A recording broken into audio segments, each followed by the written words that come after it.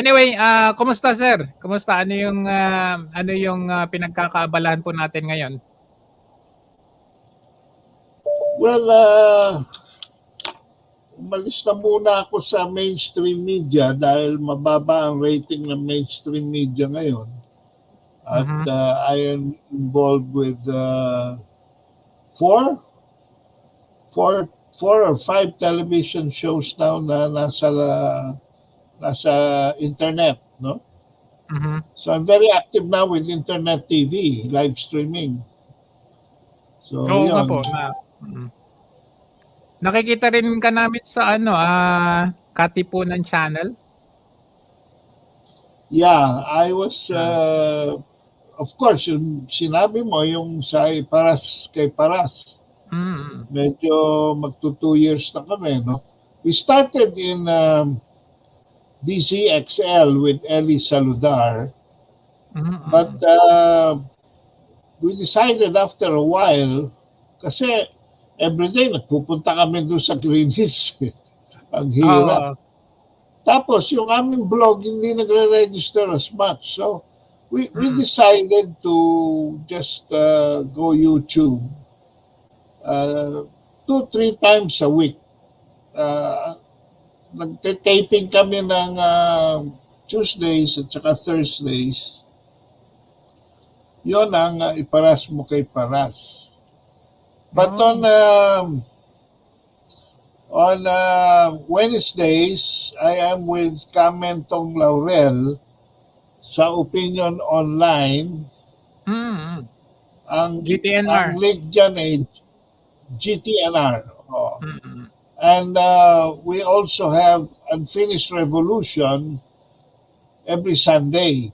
Yung Wednesday namin sa GTNR, Opinion Online, is from 6 to 8 in the evening ng Wednesday. Pero yung Unfinished Revolution is every Sunday from 8 in the morning to 10 in the morning.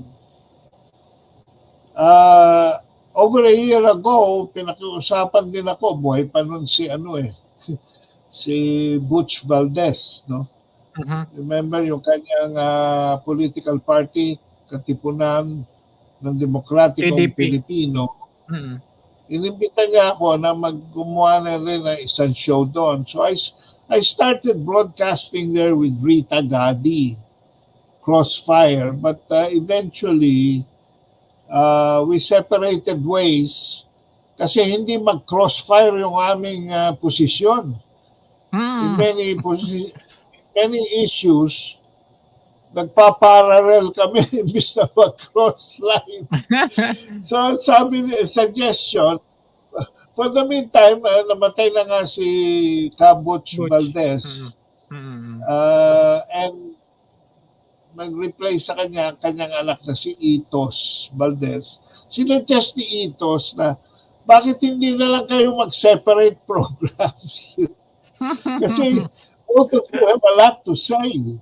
So, doon na uwi. So, Rita Gadi opened her Chronicles and I opened Ang Maestro at Katipunan Channel.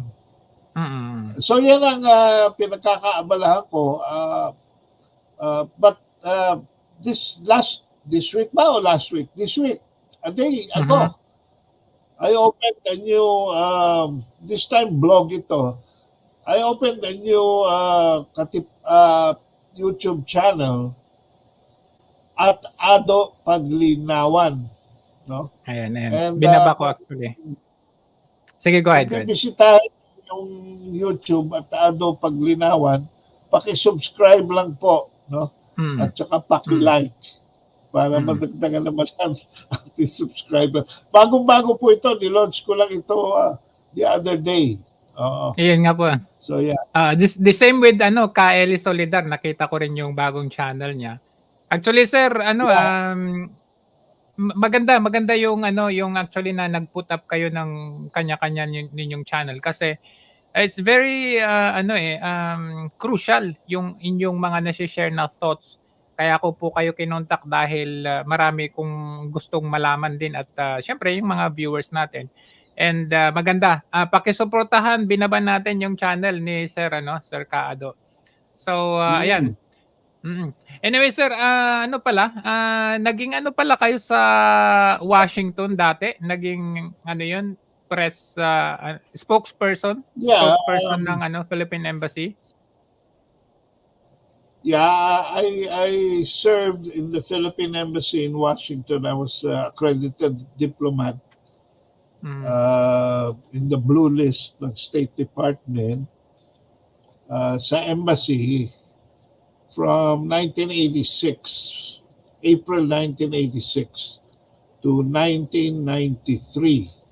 6 years mm. of Cory Aquino and 1 year of Fidel Ramos. Wow. And yun ang ano, yun ang masalimuot, no? God sent God sent yung assignment na yon because basically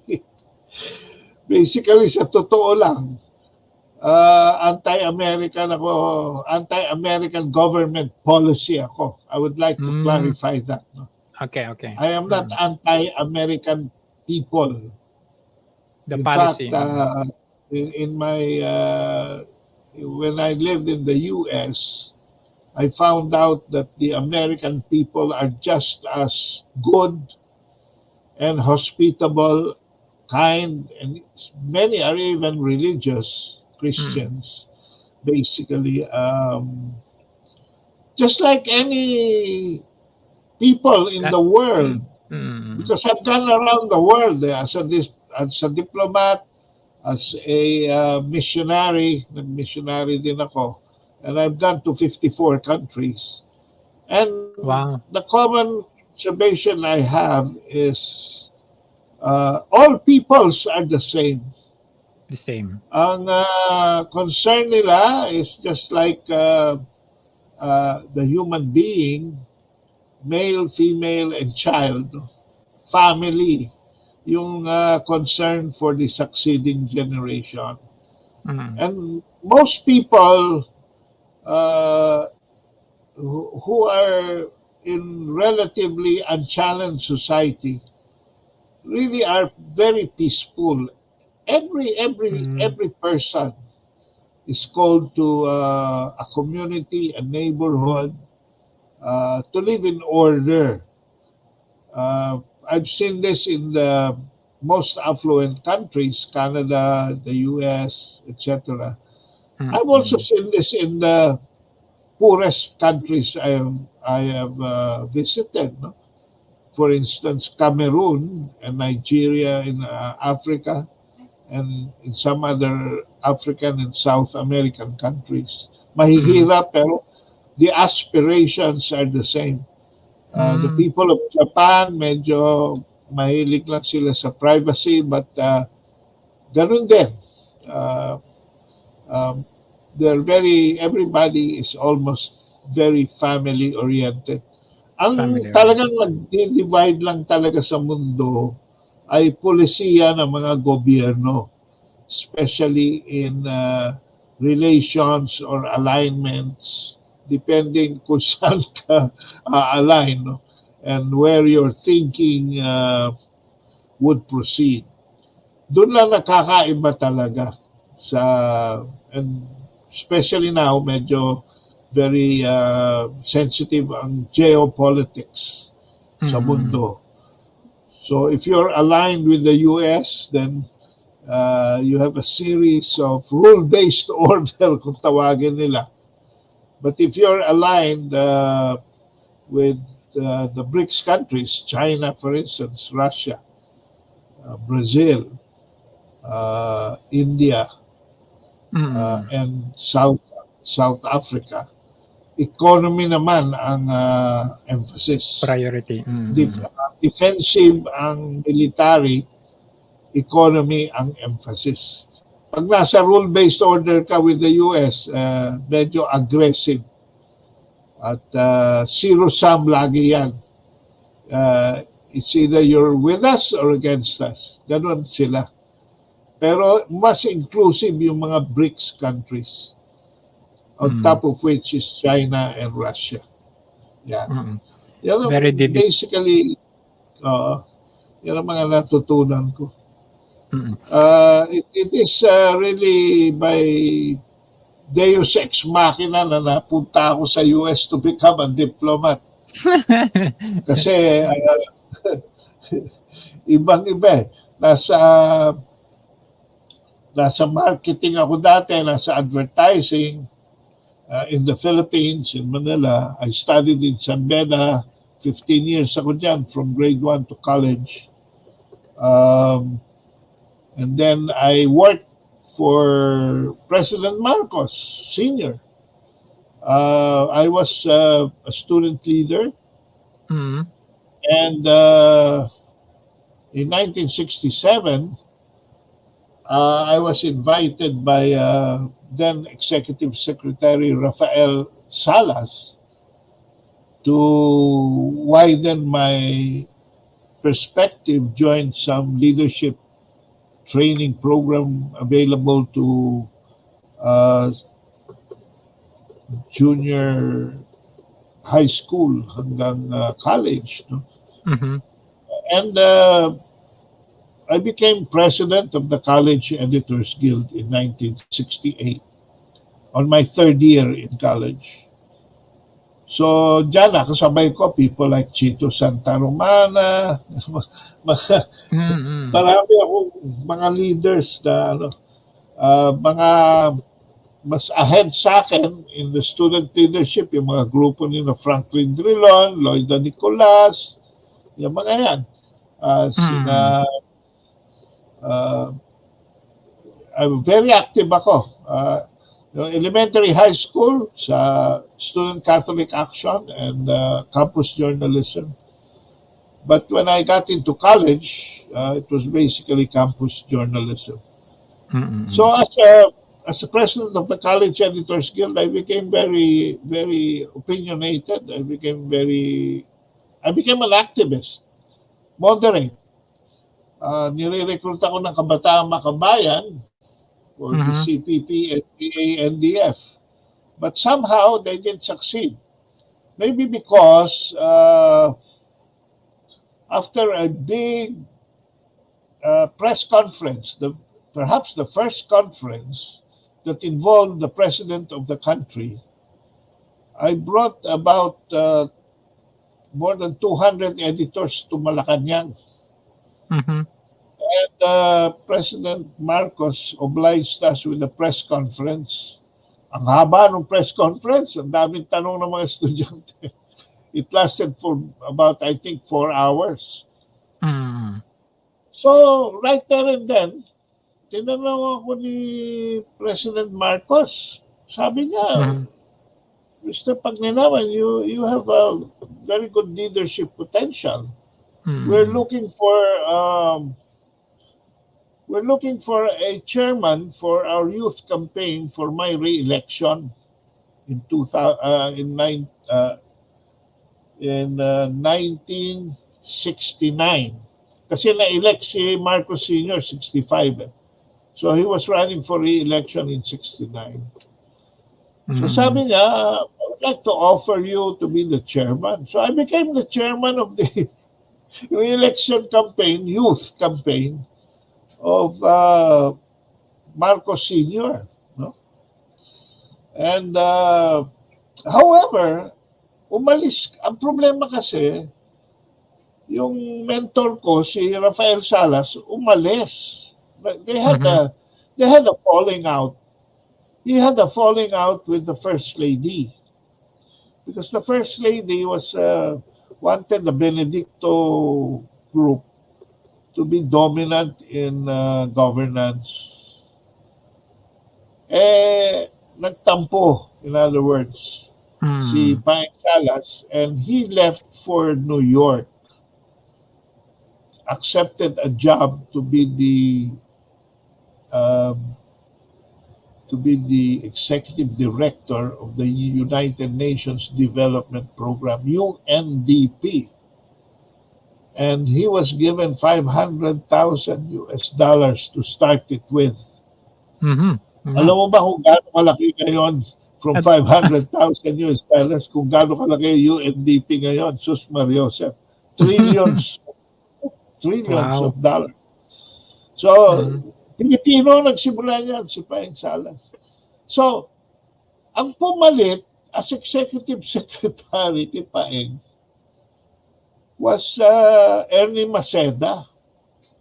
Ang problema, miski nung panalo na, ang election by the way noon, November, no? Oh, November okay. 1969. So, we launched the campaign from, I think that was January 1969 to November. So, nanalo si Marcos. Pero hindi ko makasundo si Ernie Maceda. So, I left Malacanang in December. I left a very promising political career because masyadong idealistic ang inyong lingkod. Ayoko I'm not a pushover for the likes of Ernie Maceda, who was just a cut and dry politician. Tradpol si Paeng Salas, technocrat yun I learned a lot, no? Especially yung mga programs sa agriculture, yung Sagana 99 and things like that. So I left. And hinahabol nila ako December 31, nag-resign ako sa Palacio. It was a very short stint. Nauna pa ako kina Antonio Carpio dyan Nauna pa ako kina Rene Corona dyan sa Malacanang because sila na-recruit lang ni Alejandro Melchor, which came after Ernie Maceda. So, I was disillusioned. I had a final meeting with an emissary of Malacanang at the Manila Hotel on December 31 and I handed my resignation. I was confused. And then I started walking dyan sa port area. I had choices. Number one, to stay with Malacanang. Number two, to follow Rafael Salas in New York to join the UNDP. Number three, to join the Kabataang Makabayan and become,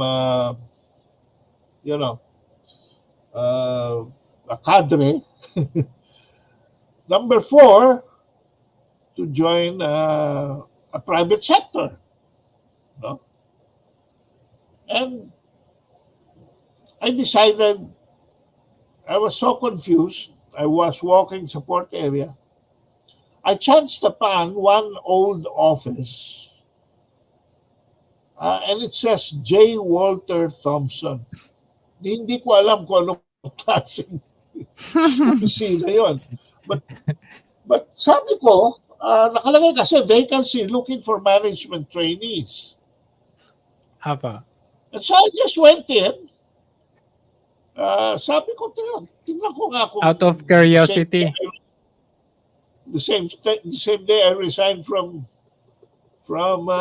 Malacanang, kung makakakuha ako ng trabaho the next day for January. So, nagpunta lang ako doon sa secretary. Sabi ko, I'd like to apply for a job. There is a vacancy sign. So, binigyan ako. Sabi nga, you ask the human resource, the personnel manager, and he handed me a application form and I was sitting. I was filling up the form. Siguro nandun na ako halfway sa form. May pumasok na tao. Umakyat sa second floor but he stopped doon sa flight. Doon sa halfway, no? Paakyat. At sabi niya, Ado, is that you? Sigulat ako. Small world. Pagtingin ko, it was the father of Maan Ontiveros. No? Ontiveros? Oo. Kasi presidente pala siya nung PR company ng J. Walter Thompson. Okay. So sabi ko, Sir, anong ginagawa niyo dito? Sabi niya, ikaw, anong ginagawa mo dito? Aren't you supposed to be in Malacanang? Sabi ko, sir, I resigned today. Alika sa taas. Ano yung hawak mo? Application form, sir. Umakyat ka na sa taas. Sa opisina. Doon tayo mag-usap. So, nagkape kami. So, akin na yung ano mo. Yung papel mo. So, may mga sinulat siya. Tapos, tinawag niya yung personal manager. Tapos, sabi niya, okay, Ado, you start on Monday. Mhm. Ang minimum, tutuwa naman ako kasi ang minimum wage noon, 180 pesos. Can you imagine? 180. Ang binigay sa akin, sweldo was 950 pesos. Wow. Wow, big deal. Grabe. Times 5. Di ba? Sabi ko, wow. Sabi ko, what work will I do? Sabi nila, well, we just formed a supermarketing and merchandising group for Pepsi Mirinda account. Mhm. So you will work with the advertising group. You will handle the supermarketing and merchandising. So yun, nag-organize ako ng mga promotions for Pepsi Mirinda. But hindi ako makawala sa clutches ng Malacanang because I started getting being missed by people na nakadaupang palad ko sa Malacanang. I was very young. You know, I was what? I was 20, ano yan eh, 1970 yan eh. No? I was born, bali 48, kasi December 47 na ako. So I was getting only to, 22 years old. Wow, still young. On my ninth month sa J. Walter Thompson, I don't know how yung mga galamay ni Marcos found out that I was working with J. Walter. Hontiveros, J. Walter. And so one day I got a call and sabi, Mr. Paglinawan, this is a call from Ricardo Silverio. I am Lorna Cala. I am Lorna, the secretary. Sabi niya, could he invite you for lunch? So, anyway, to make the long story short, nag-lunch kami. Sabi niya, Ado, I'm organizing a new advertising agency called Reach. O sabi ko, I already have a work. Sabi niya, no, Ado, frankly, Malacanang wants you to be within distance. Because may respeto sa iyo sa presidente. Alam ng presidente ang heartaches mo. And in fact, Alejandro Melchor is inviting you to go back. But I anticipated that in case you will say no, I would like to invite you to be one of the pioneers dito sa Rich Advertising. He got the president from Philprom, Sinoli Basalio. He got two vice presidents, one from Philprom, which was Mart Del Rosario, and one from Admakers Densu, which was Louis Villafuerte. And I want you to be to start as assistant vice president kasi maliit pa lang naman eh. Sabi niya. Sabi ko, well, I'm happy with Pepsi. I'm going around the country. I'm blah, blah, blah. You know, I'm the boss of my own time, etc. But how much are you receiving? Sabi ni Silverio. Sabi ko, well, I'm receiving 950 plus transportation allowance, blah, blah, blah. Sabi niya, Ado, the assistant vice president is 3,600. 3,600. Wow. Plus a Mas malaki. car. Oh, plus a Corona car from, I own Delta Motor Corporation, sabi niya. Plus a car, plus an expense account, sabi niya. And Grabe. periodic bonuses depending on your performance ng account mo. So I'm throwing this to you, sabi niya gano'n, you think about it. So Diyos ko, 9 months pa lang ako sa J. Walter Thompson, napapirate na ako. But hindi ako makakatulog dahil ang laki ng offer at that time, no? 3,000. And the car. Oh, Wow. grabe. No? So, plus sa company car. Sabi ko, wow. So, eventually, to make the long story short, I joined Ricardo Silverio. Pinayagan naman ako na maayos ni Lenny Ontiveros. So, si Lenny rin kasi humawak ng mga, kaya ako nakilala na matanda, humawak din ng mga projects siya with Malacanang. Malacanang was a favorite client of many PR companies. So, very professional pa mga relationship between private and public sector noon. Sa gobyerno may delikadesa. Very ang military noon was very professional din. Halos hindi mo nga makita, nakakampo lang sila. So, one day, tinawag ako ni Carding, Tata Carding ang tawag na. Tinawag ako sa office niya sa Paso Tamo Extension sa Delta Motor Corporation. Sabi niya,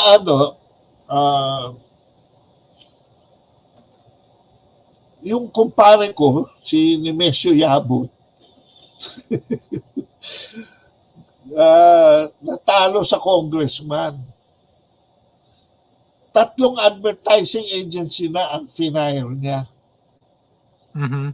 Kasi hindi niya magustuhan yung mga approaches at saka yung survey niya hindi umaandar. He wants to run for mayor of Makati against Pepe Luciano, the acting mayor. Sabi niya gano'n, may background ka sa politika, College Editors Guild ka, would you like to give it a break? Sabi niya gano'n. Tapos dinugtungan na kagad ng, I will give you an additional allowance of 1,200. Plus yung yung 3,000 o iba na yun? Hindi, as one of my account. Kasi I hold many accounts as a PR, as a I see. Assistant Vice President for Account Management and Creatives. No? So, marami Additional. ka account. Hawak mo Toyota, hawak mo Air Manila, hawak mo Komatsu, hawak mo Dipondenso, hawak mo ang Mariwasan Group. Lahat yon merong shares of stock dyan si Carding Silverio. Hawak mo lahat yon. Plus, ito, kumpare niya, pinapakiusap niya. So, tanggap naman ako kagad. Alam mo bang na, first political account na ipanalo ko yan by a close shave of 2,000 votes. Wow. Grabe! Yung kampanya was very hectic at saka demanding. So, nung manalo si Mesio, sus mio, dinagdagan na naman ng 3,000 yung natatanggap ko. So, ang dami kong sources of income and I was barely 23 years old. So, noong panahon na yon, hindi na halos ako buwi. And because kailangan maaga rin ako sa opisina the next day, dyan ako sa Makati Avenue natutulog. In a massage clinic, nakakaibigan ko yung Intercontinental Massage. Imbis na sa motel ako matulog o sa anywhere else, doon ako nagpapamasahe. Pagod ako the whole day. Doon ako nakakatulog. Doon ako naliligo. May dala akong damit and all that. Para malapit lang sa opisina. It was, wow, a career that was so fast moving. so fast moving, so much that after another 4 years with the Delta Motor Group, serving organically sa rich advertising, I was called again by Silverio. Sabi niya, Ado, wala akong ibang mapagkatiwalaan eh. Bakit ka ako tatagatin? I bought 30% of a new dealership with Don Juan Aquino of Bataan as partner. Sabi nung anak, kaklase ka daw niya. So kanya, I would like you to represent me in the board and also get a position.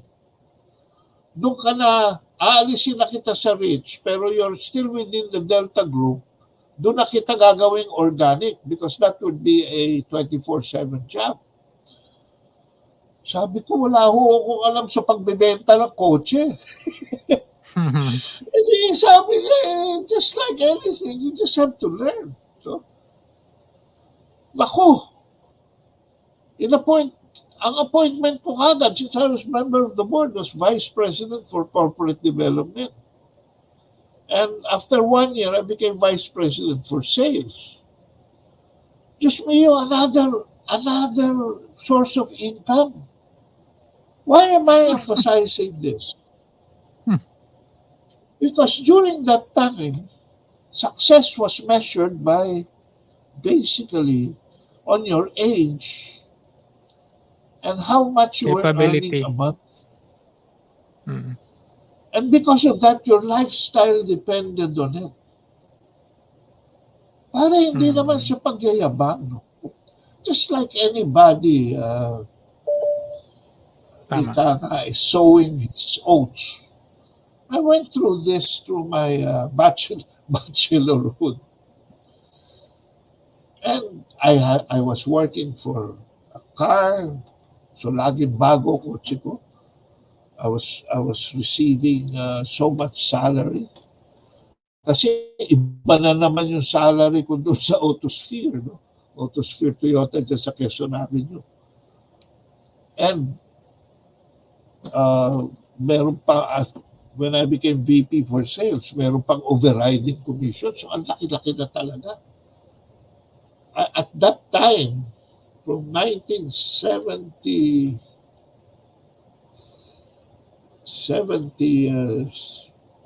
basically, when I became VP sales, to 1984, I was making a total of no less than, depending on the overriding commission, no less than 40,000 to 50,000 a month. Malaki na yun that time. So,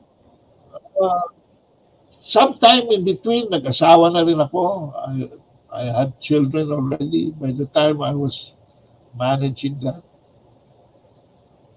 But you see, why am I relating this to everybody who might be listening right now? Because no matter how high you reach, there will always be uncontrollable forces that will get in your way. And the economy started getting choked up in 1982 when Marcos could not convince the World Bank and the IMF for new loans. No? And in 1983, napatay si Ninoy Aquino sa airport. And in 1984, bumagsak ang economy natin, flat out. The factories closed. The car manufacturing closed and everything. So in 1984, basically, I can't remember the month anymore, but I lost my job And since I was always having a company car, I was not able to save a car for myself.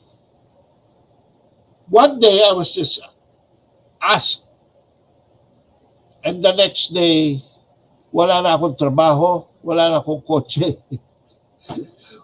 I don't know where to get the next ika. I saved a lot.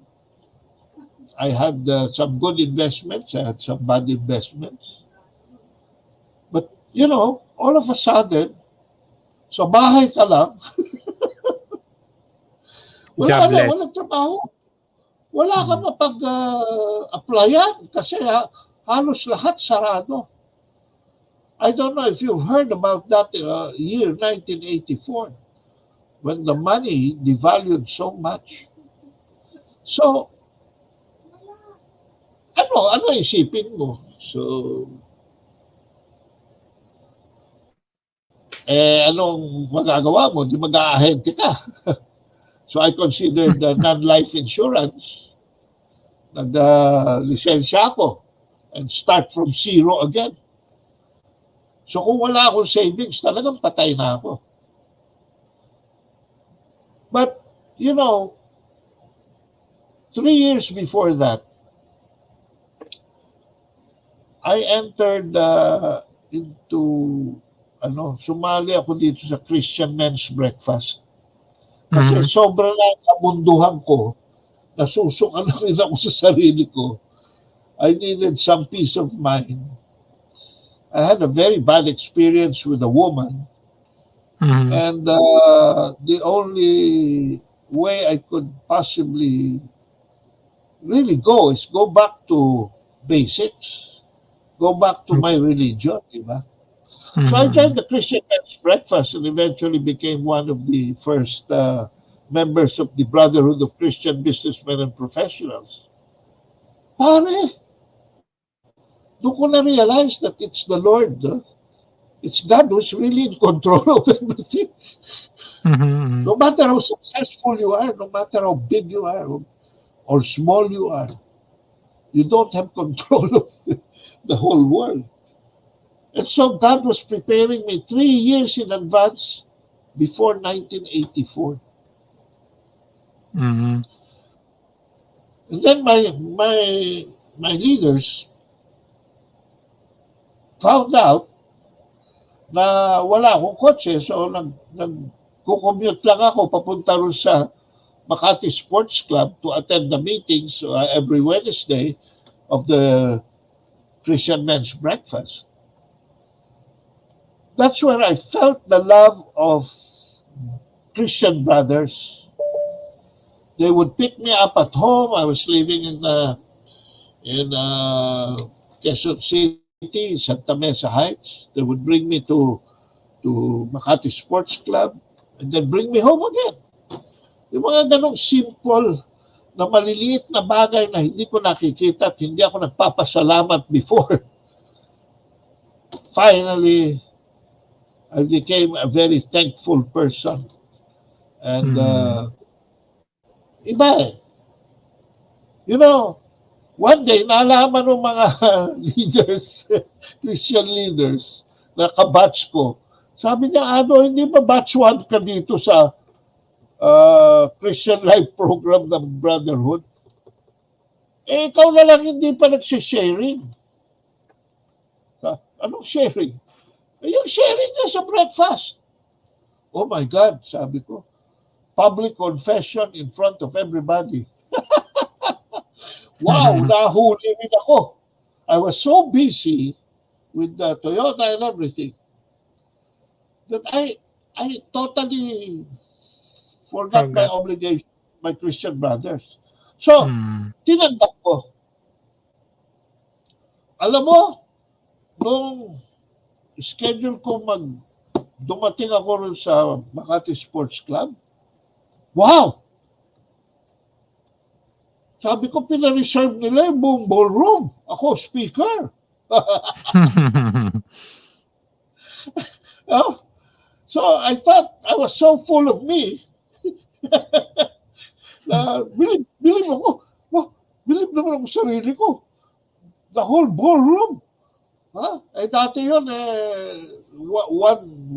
one-fourth lang ng ballroom yung ini-enclose. Ito, the whole ballroom, ang daming lamesa. And eventually, these guests started coming in. Only to find out na hindi pala ako ang rason kung bakit maraming tao. Inimbita pala nila si former Vice President Emmanuel Pelaez. Kasi si Tito Maning, as I would call him later, has just recovered from an assassination attempt. Because nung expose niya kasi sa Coconut Levy, there was an assassination attempt of which Dandingko Wangko was the suspected mastermind.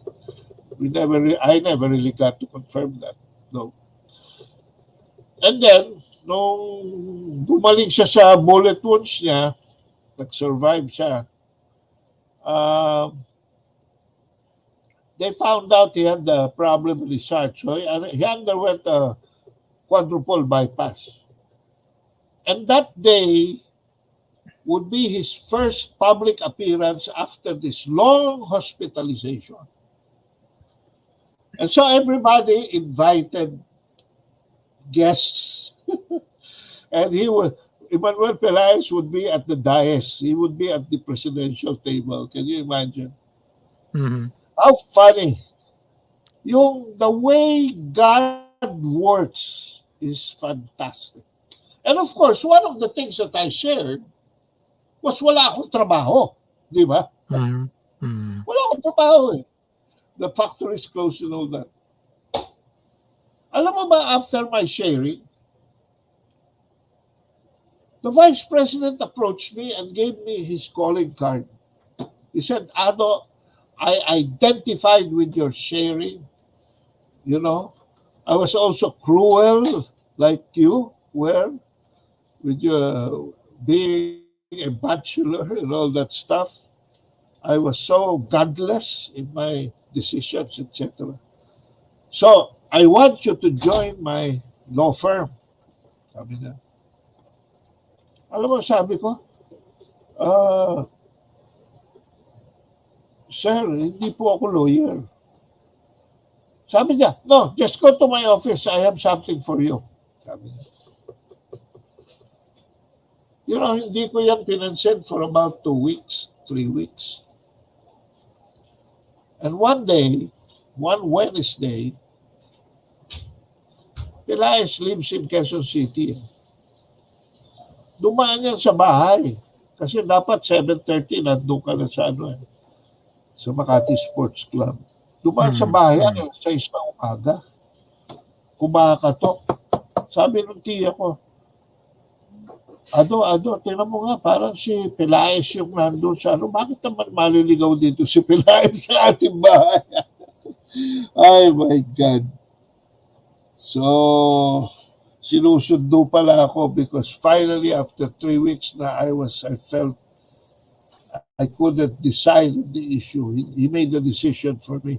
And so after the breakfast that Wednesday, we went straight to his office dito sa Strata 100 dito sa Ortigas Center. And that was how I got involved with Pelaez. Pero bibilisan ko na. Because of Pelaez and the Christian thing, he made me in charge of his project, Bible for Every Home and Bible for Every Soldier. Because the movement, the charismatic movement, was then very active in evangelizing the military and the police. But one day, lagi ako nasa-shock pagka pinatatawag ako ng principal ko. He called me to his office and said, Ado, we're going to have lunch with somebody who wants to run for president of the country. Are you free? Make yourself free. So we went. we went to the Manila Peninsula and met with Doy Laurel, who had just formed the Unido Party. But to make the long story short, the Cory Aquino superseded the Doy's campaign, and Doy ended up running for vice president. And so we were seconded to the presidential campaign of Cory Aquino by accident. Pero talagang unido kami, mga Doy Laurel kami. And so when Cory won,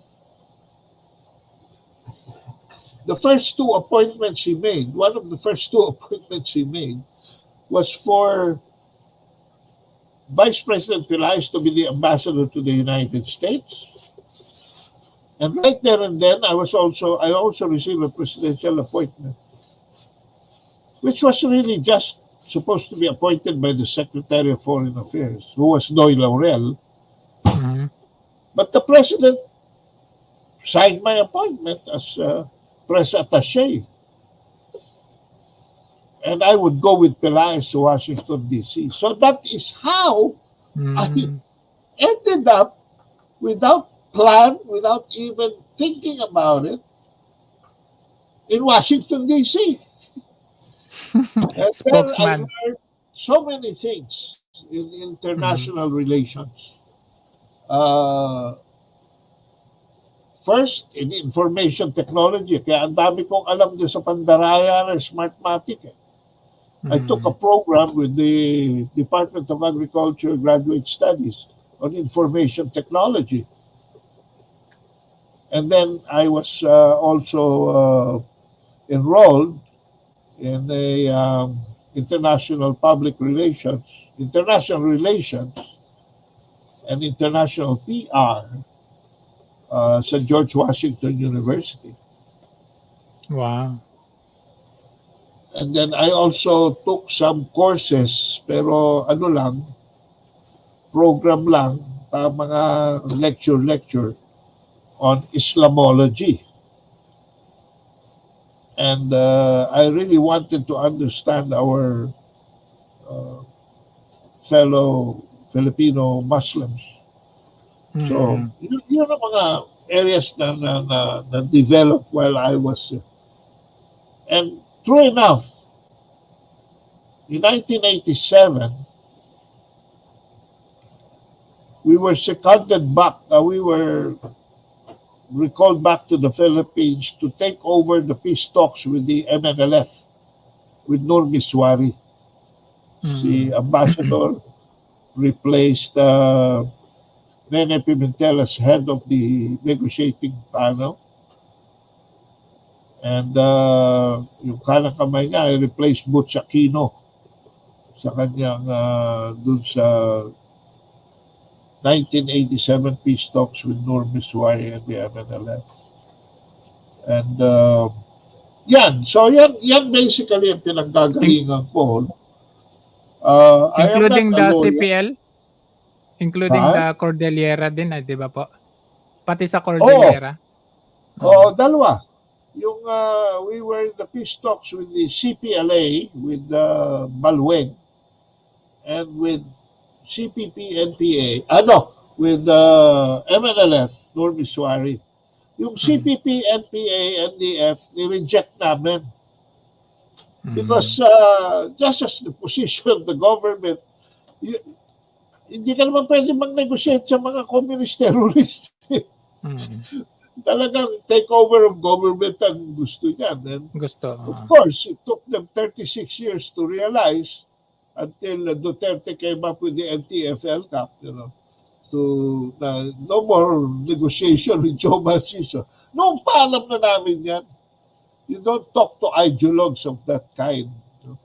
So anyway, dalawa, yung Cordillera at saka yung Mindanao, Muslim. Sa Muslims. MNLF. Yeah. Kaya ang dami kong ako consultant ngayon ng Sultanate of Sulu. Precisely because hindi lang ako involved sa international relations, and but I know the genesis and the issues related to the Muslim problems in the Philippines, as well as our potential recovery efforts sa Sabah. No? So anyway, yan ang pinanggagalingan ko. I'm not a lawyer, as I was saying. I learned my diplomacy through hard knocks by being exposed. At sabi ko nga, itong sitwasyon natin ngayon was no different. But we are not, Cory was not really a good president, or perhaps a good material for president. But Cory knew how to choose his people. Can you imagine? Very strategic yung offer na kay Pelaez to be the ambassador to the United States at that particular point in our history. Ang dami naming achievement dyan in so short a time. We raised, alam mo ba, in 1989, in 1986, we were able to raise $800 million. Do you know how much $800 million is in 1986? Wow! Ang laking bagay no? So, and Cory went to the U.S. to speak before the Joint Congress, and they handed her the money. On top of that, we organized the Multilateral Aid Initiative, which raised more than $10 billion from the allies of the United States, especially the European allies. So, maraming materials for leadership during that time. I don't know why ang daming ayaw magsilbi sa gobyerno ngayon. There are so many, the population is even big. No? We are what, 115 million? Yes. So I would say, my logical extrapolation, na dapat mas maraming materials ngayon, good materials to serve government. Pero bakit ayaw mag-serve ang mga matitinong tao? Kaya naiwan sa gobyerno ngayon, halos, wow, yan. What you see is what you get. So that is my way of introducing myself in medyo mahaba, Jojo, pero yan ang pinanggagalingan ko. Kung gusto mo maintindihan kung bakit ako very passionate about foreign relations, especially our relationship with China and the US. Yeah. It's because of my background. Okay. It's a background that has also enabled me to write 6 books, 3 of which have already been published. I might be issuing my 4th book soon. But yan ang orientation ko, basically. Writing, analysis, local and international issues. Jojo. Okay. Masyado na marami ang sinabi ko. So if maganda you yan, have maganda question, yan. Naka-relate nga kami dyan. But anyway, foreign policy, sabi nyo nga, foreign policy ang inyong orientation, no? Going back to that foreign policy, historically, ano ba ang pangyayari with regard to foreign policy nung panahon ni Marcos Sr. in contrast or in comparing dito sa administrasyon ngayon? Meron ba tayong mga problema with China before or problema with the US before? well, I would go to the local issues first, to the domestic issues.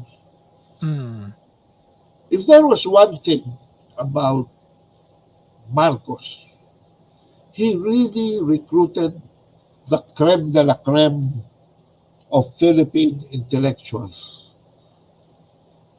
And kita mo naman, education niya si Odi Corpus. ang labor niya si Blas Ople. Mabibigat na mabibigat. Ang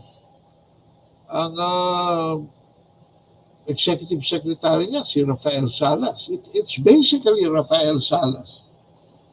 And Arman Pabella, who led the Commission on Reorganization. Yung re-engineering government started with Marcos in 1965. The very aggressive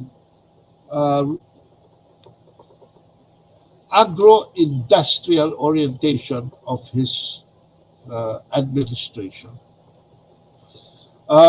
He envisioned a strong countryside economy because up to now, Jojo, half of the people live in the countryside. But you will be shocked. 70% of the available jobs are also in the countryside related because nag-expand na ang agribusiness. Karamihan ng mga produkto natin, you find them in Tetra Paks, in bottles, in cans. It's really basically food. It's a food economy. But he envisioned the industrialization of this country. And he knew the basics that were supposed to be where to start and what are the roadmaps going forward. To start is, of course, the stomach. You've got to feed your people. Di ba? Kaya, busugin. Sandala na self-sufficiency and all that stuff. I will not make a big issue out of the fact that we, at one point in our history, was already exporting rice. No? Yes. But, hindi tayo environment-oriented at that time. So, climate change basically changed the contour of our production, agricultural production industry. During that time, Joe, the Central Plains of Luzon was the food basket of the Philippines. Bulacan, Pampanga, Nueva Ecija, Tarlac, and Pangasinan. Ngayon, ang food basket natin scattered already. Rice, Isabela, Iloilo, Ala Valley, in Mindanao, scattered na. Nag-iba mga ano.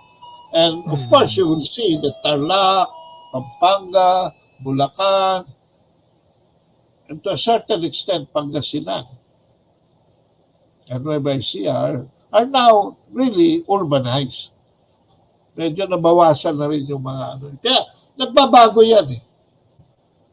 Ang problema ng Pilipinas is every time a president changes, hindi tinutuloy yung programa nung nakaraang presidente. So, nawala yung sinimulan ni Marcos sa agriculture.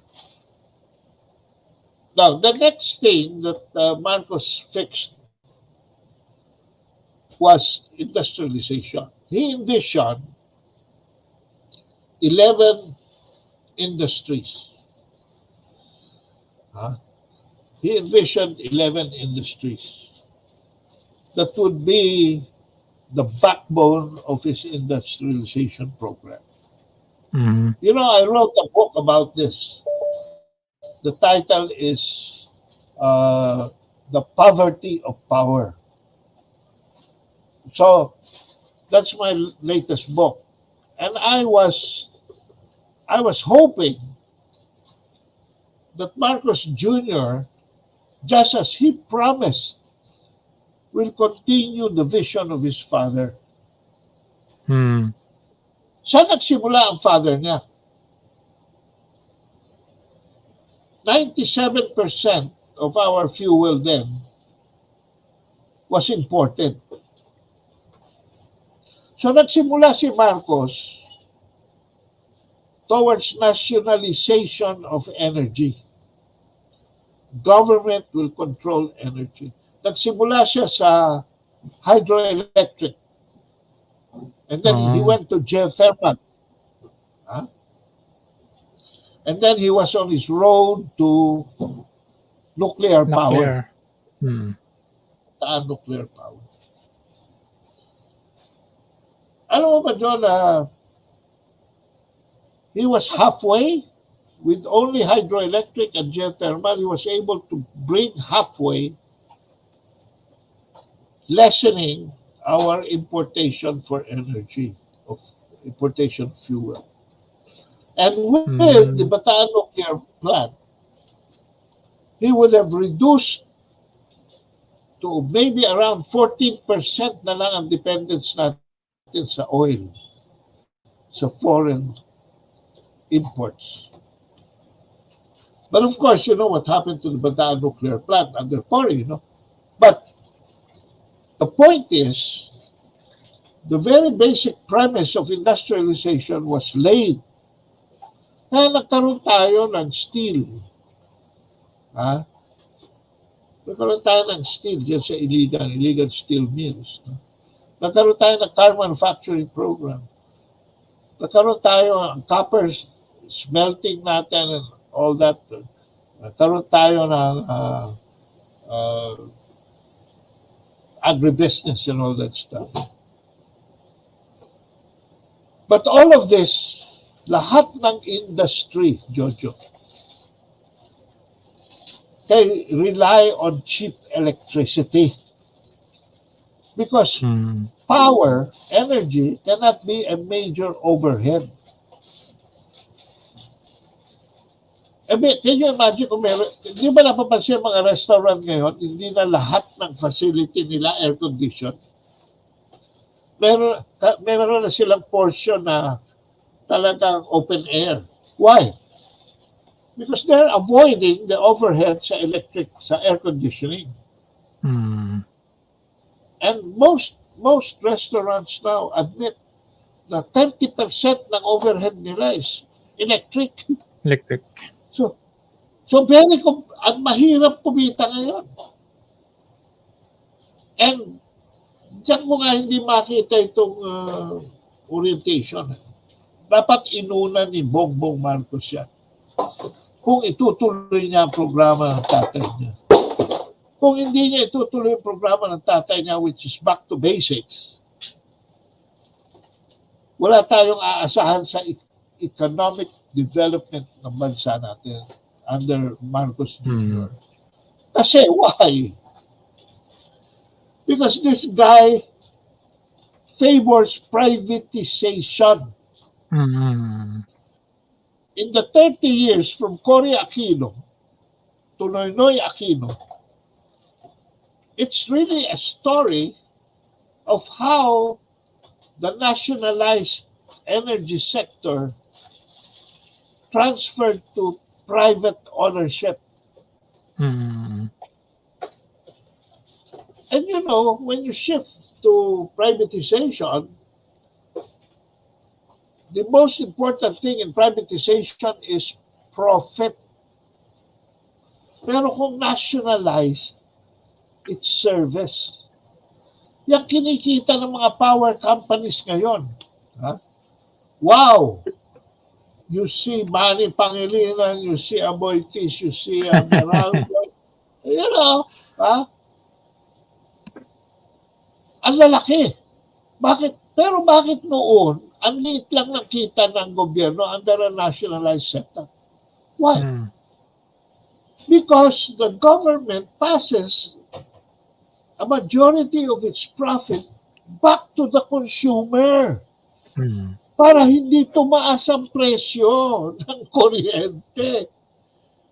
Nakuha mo? Ibinabalik nila sa tao, binabalik nila sa may-ari ng metro. In fact, Marcos made it so much that those who have electric meters immediately became stockholders and stakeholders doon sa kanyang Meralco Foundation. So hindi lang yung subscribers ang may-ari ng Meralco. Under Meralco Foundation, may share of Meralco Foundation sa Meralco mismo, and the foundation is owned by anybody and everybody who has an electric meter. Kaya monthly, siguro mga parents mo will still remember it, na kung meron kayong sariling metro, nakakatanggap kayo ng maliit na cheque every 3 months. May dividendo. PLDT, communications, ganun din. So, what am I saying? Without that, no amount of foreign travel ni Bongbong Marcos. Kasi, pag dito ng investor, malalaman niya, bakit ang taas ng electricity nyo? Our electricity is, I think, only second to Japan as the most expensive in the world. Nako. Sino foreign investor sira ulo na mapupunta rito will put up a factory only to realize that his factory will be paying Manny Pangalinan's dinner tonight. Oh. Di ba? Ibaba muna yan. Kailangan magkaroon tayo ng PPP, reverse PPP, from a privatized setup sa electric sector to a private-public partnership para magkaroon ng controlling 51% dyan sa PPP kung hindi ina-nationalized, at least 51% ng resultant. Kasi hindi mo naman pwedeng paalisin yung mga nandyan na ngayon. No? Yan ang sinasabi ko. So, ano pa ang ginawa ni Presidente Marcos noon? He made it very easy for foreign capital to open in the Philippines. Kaya nga, halos lahat ng car manufacturing nandito ang Ford, General Motors nandito, nandito ang Toyota, nandito ang Nissan, nandito ang ano pa? No? Mitsubishi. So, Mitsubishi, di ba? So, napakadali para pumasok sila rito. And as a result, dahil naudlot, basically because of the death of Philippine industrialization, our economy is so unique, Jojo, because our economy metamorphosed, more from an agricultural economy to a service economy without passing industrialization. Ang naging industry natin ay nasa foreign country. Kaya ang orientation natin, importation Importation. Anong service economy natin? Anong sinaserve ng service economy natin? Local factories? No! Foreign. Call centers. Di ba? Mga pogo. Ang dami nga ini-employ. Pero, hindi sila taga rito. Hindi sila, Exactly.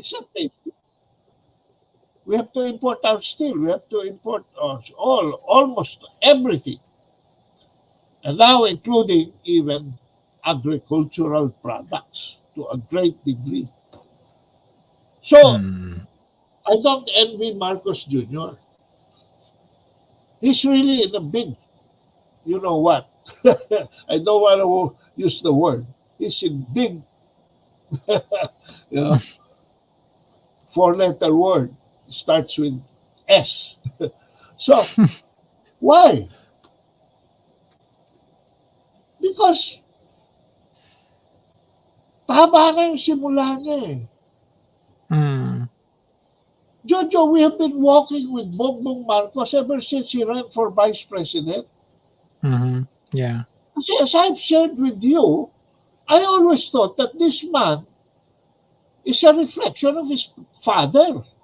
And so if you will bring him back, then ganyan eh. So we did not just campaign for him for president, we campaigned for him for vice president. Hindi natin na-project lahat because lahat ng lumalabas sa bibig niya when he was senator, Senator, when he was a vice president, and when he was a presidential candidate were all the correct things that we want to hear.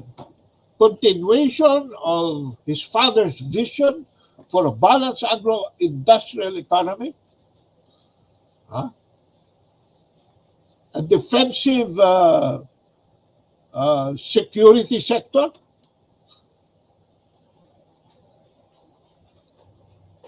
a profitable self-sufficiency in agriculture. Oh, hindi ba yan ang mga naririnig natin? And continuation of the foreign policy of President Duterte. Because basically, ang mga tao staged when they voted Duterte into office. In fact, beating Smartmatic. Tinalo ni Duterte Smartmatic. Nagulat sila. And I know why. I can explain to you why. Because hindi alam ng mga politikus ng tao sawan-sawana for 30 years of privatization, deregulation, liberalization, globalization, liberal economy. Kasi maliit lang take-home natin. So sawan-sawa na sila dyan sa mga promises ng Estados Unidos. We kicked the bases out in 1991. That's a sign. It was only during the time of Noynoy Aquino that they found their way back because of EDCA. So, sawa ng tao. Balik na naman ang ito mga ganon-ganon. So they wanted somebody who was revolutionary. And this mayor from Swashbuckling, from Davao, was the most incongruous. Nagmumura pa. So, everybody was taken aback. Grace po had better chances. But the problem is, the Liberal Party too was divided. They could not choose between Grace po, Rojas and Grace po. Alam mo kung wala si Mar Rojas, maybe it was Grace po.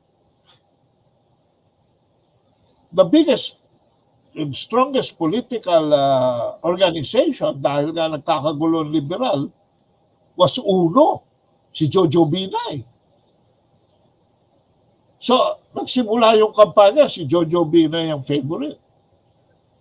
So, up to, I would say, December na, hindi pa makapili ang tao. Wala pang clear choice. Pagdating ng Enero, dyan lang nagsimula na mag-manifest na it was going Duterte. So, marami na shock. So, anong ginawa ng Smartmatic? Alam mo, it's all a program, it's all a question of pre-programming. So, nag-assign sila na Ito ang bottom, kukunin ng Smartmatic kay Crispo. X million votes. Ito ang kukunin kasi gusto nila manalo si Marojas. Ito ang kukunin kay Jojo Binay, number of votes. Ito ang kukunin elsewhere. Pero kay Duterte, ang prinogram nilang kunin was only 5 million votes. Kasi nga, hindi naman siya leader. And they could not change the algorithm in time because at the last minute, they found out that the 5 million na ibabawas nila kay Duterte would not be enough to make Rojas win. Yeah. Tama. And they had the choice. They had to make a choice at the last minute. Kasi you have to revise the program. Wala naman talagang bottom binibilang eh. Basta nandiyan ang Smartmatic. It's all algorithm. No? So, ayusin ba natin itong kay Duterte 5 million votes? Dadagdagan natin para bumagsak pa yung boto niya? Or isi-save natin si Leni Robredo? They decided to save Leni Robredo instead. And at the last minute, kaya ang tapang lang ni Leni Robredo kay Bongbong Marcos was less than 300,000. Kasi madali yan eh. Pero kaya naman pala. Hindi nila inisip that Duterte would get 21 million votes. Which, pag binawas mo yung 5 million, 5 million, 21 million 16. votes, pag binawas mo 5 million, will still give 16. him 16, almost 17 million. Panalo siya. Hindi nila napaltan yung program. That's why the people beat the computer. It was only Duterte was able to do it. What's his name? Manny Villar could not do it in 2010 against Noynoy Aquino. Nay. In 2013, in-expose ko naman yung nag-object kami rin sa 2010, wala nangyari sa Supreme Court. 2013, in-expose ko yung 60-30-10, yung algorithm. That was the algorithm. 60% will come from Liberal Party, will go to Liberal Party. 30% will go to UNO of Binay, and 10% to independent candidates. That was how the pattern showed it. But in 2016,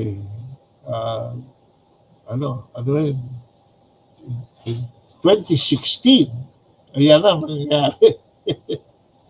they lost time. The people, by not showing early their preference for Duterte, showed it at a time when nobody wanted to believe the surveys. And so the algorithms were fixed the wrong way. Ayan ang nangyari. So what do they get from saving Leni Robredo? Ano makukuha nila saving? Hindi sila naniniwala na even if Duterte wins, he would last 6 years. So they were hoping they could stage some sort of a people power against him. Because ikaw naman sino ba ng mas national figure? Si Erap ba o si Duterte? Promdi yan Di ba? So, in-strategize nila magkakaroon ng regime change. But it never happened. Kasi marunong mag-politika ito si Duterte. Tinaasan ang sweldo ng military. Tinaasan ang sweldo ng mga teacher. Tinaasan ang sweldo ng mga pulis. Sino magkukundenta kay Duterte? Di wala. Galing, ah. So I'm not saying that he was a super president or what. I often criticized his policies in energy as well as in agriculture. Those were his two biggest failures. And he also had some very crucial mistakes in foreign policy. But the very basic principle of independent foreign policy was present, and he took the side of the people, the people's needs. Tama yung kanyang value judgment. Kaya, can you imagine? Duterte is not a technocrat, but he was able to weather the COVID-19. Can you imagine that? He was not a spectacular thinker, but his strength was the rule of law because he was a prosecutor, and his hate for the communists, terrorists, and his hate for the drug lords. Yun ang namayani. Nandun ang kanyang success story. Oh, what is NTF-ELCA? What is his record dyan sa drugs? Di ba? Oh, wala na. You can walk in the streets. Wala na yung mga dati na sasakay lang yung mga durugista sa taxi. Papatay pa yung taxi driver. Maliit nakita yung taxi driver. Kukunin pa. My friend Danny Hernandez was a victim of such a cruel fate. Iniwan pa yung taxi doon sa Quezon City Memorial Circle. Nakahandusay na lang si Danny Hernandez doon sa backseat. Inakawan and all that. Anyway, that's another story.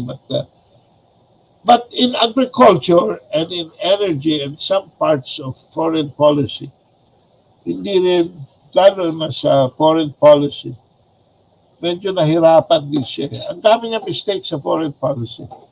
The basic philosophy was tama. Friendship with China, set aside the tension and the quarrel, push back a little bit the Americans, who wanted to pivot to Southeast Asia. Nabalanse niya yung prinsipyo. Pero,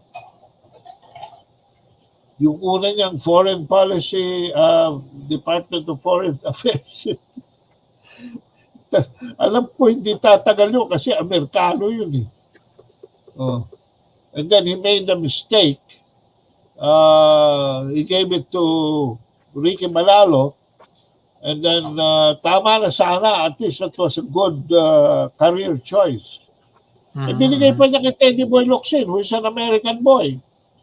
Nako. So Teddy Boy Locsin ended sabotaging the programs natin with China. So yan ang problema niya sa foreign policy. Another one was tama na yung he held in abeyance the Visiting Forces Agreement, but he did not abrogate it, and he did nothing about ENTA, which is supposed to be renewed by April 28, before the end of this month. And it looks like with the Bongbong Marcos, it will push through. So yan ang mga defects ni Duterte. Sa energy, in-appoint niya yung sino ba yun? Kusi. Yung sa Department of Energy niya. Si na Kusi. Tao ni Abitis. Ha? Si Alfonso Kusi. Ha? Sino? Si Kusi po. Kusi. Hindi. Si Kusi, yes. Kusi. Kusi is an Aboitiz guy. So yeah, but, you don't expect Kusi to reform the energy sector. In fact, he made it his kingdom. Yung mga trading dyan, laki lang kinita ni kusi dyan sa WESM, yung trading ng mga excess production that is being open to other buyers. So, sa agriculture, he appointed a public relations man to Manny Piñol. Anong alam niya sa agriculture? Just because Manny Piñol grew a pepino that is taller than he in his backyard, na-impress na siya. And then, tapos, andyan lahat ang roadmaps. Nandyan lahat. Alam mo ba, Jojo, our agricultural sector has the most number of PhDs in all the departments of government. Ang dami matatalino dyan, produkto ng Los Baños, UP Los Baños, Central Luzon State University, and some of the agricultural colleges in Visayas and Mindanao. We are tops. Needless to say, the Thai, the Vietnamese, Cambodians, etc., Indonesians come to the Philippines to study agriculture. And then they go home, and because they have better governance policies, talo na nila tayo ngayon. So, they just come here to study. Magaling tayo sa theory. But, fast forward to Bongbong, hindi niya sinunod yung vision ng tatay niya. Self-sufficient. Hindi niya continue ang policies ni Duterte. So he started, hindi siya nag-zero-based. He started from a negative. At miski na anong sabihin niya, mali ang definition niya ng national interest. Expanded na yan ni Hermogenes Esperon. We are not a big country. We're not a powerful nation. In fact, we have so much problems. But he wants to be he's a toy soldier. He behaves like we are supposed to be in control of the geopolitics in the South China Seas. Because something happened when he first went to the U.S. in 2022 to speak before the United Nations. And he passed by the White House. Alam mo mga kano, magaling ang mga kano sa making you feel good. Kaya alam nila ang weakness ni Bongbong. So according to Maharlika, according to Maharlika and some pundits, the Americans promised $61 billion to eventually be returned to the Marcos family if he plays the game. At alam mo, ang problema pagdating doon sa konsiderasyon na yun, nasisira ang balance and focus ni Bongbong Marcos Jr.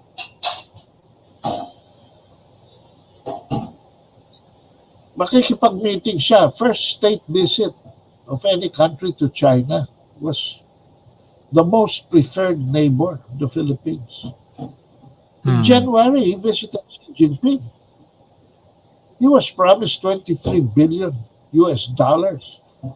in a package of assistance, from donation, from grants, to loans, to access, export, investments, etc.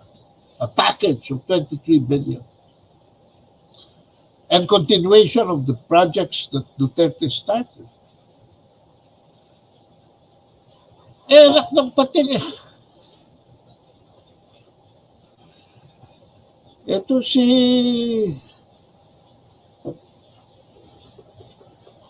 si Galvez eh.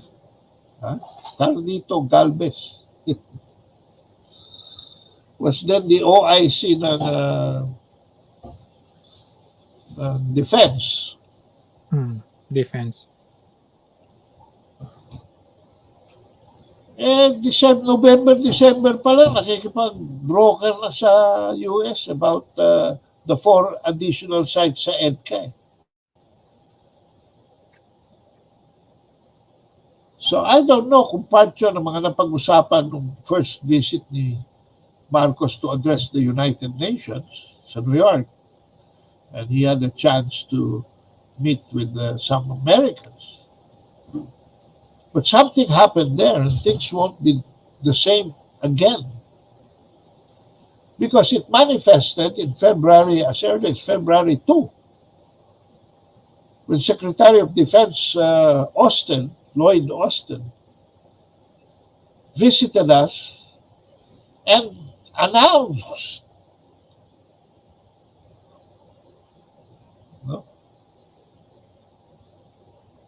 their request for 5 additional sites for EDCA. And Galvez would announce that the decision was to grant 4.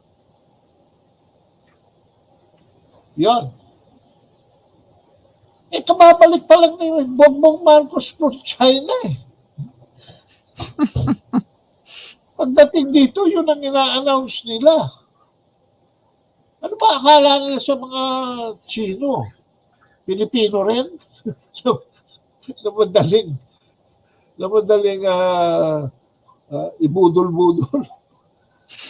So doon pa lang, nakaamoy na kami.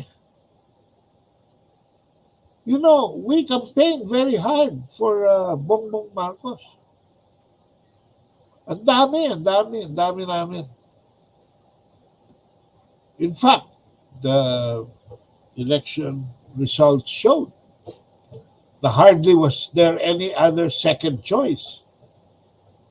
Kasi Bongbong achieved a majority. Hindi lang plurality, majority. But anyway, looking back, where are we now? According to a latest report from Manila Times, since February of last year, to implement the 23 billion offer of Xi Jinping to the Philippines, the Chinese Embassy and the Ministry of Foreign Affairs of China started submitting proposals that eventually became 11 proposals. And up to now, walang counter-proposal ng Pilipinas, walang counter-proposal ng DFA. And this was exposed when he was making a speech in Germany. Puro kalokohan naman yung sinabi niya sa Australia. Kalokohan naman yung sinabi niya sa Melbourne. At mas marami pa siyang kalokohan sinabi sa Germany. Nabisto tuloy na ang ahente ng Estados Unidos para magtayo ng maritime cooperation dito, mga allied forces, akin to something like the NATO, the North Atlantic Treaty Organization, is our president. Siya ang umiikot para mag-organize. Una na yung sa Japan, di ba? Sa US pala, then Japan. Then, pangatlo, Australia. And then tumuloy pa siya ngayon sa Germany. Hindi ko na sasama yung Czechoslovakia. So, kaya gulong-gulo isip ngayon ni Bongbong eh. So, while in While in Canberra, tinawagan niya si Babes Romualdez. O asan ang pinangako ng mga Amerikano? O sabi ni Babes Romualdez, ambassador natin sa US. Mr. President, nag-promise yun ng 1.7 trillion investments. Jojo, aalis lang ng trade mission ng US. Diba? At tingnan si Blinken. Magkano lang yung pledge ng mission? 1 billion US dollars lang. Magkano 1 billion US dollars? 55 billion pesos lang yan. Asa na yung 1.7 trillion pesos? Nabudol. 1/3 lang. Nabudol-budol na naman. So, hindi nagtatali yung reality to the promises. And then, ito, nag-announce na naman, 4 billion. Galing Germany at saka Czechoslovakia. Pagdating dito, we find out yung 4 billion pala galing lang sa Germany.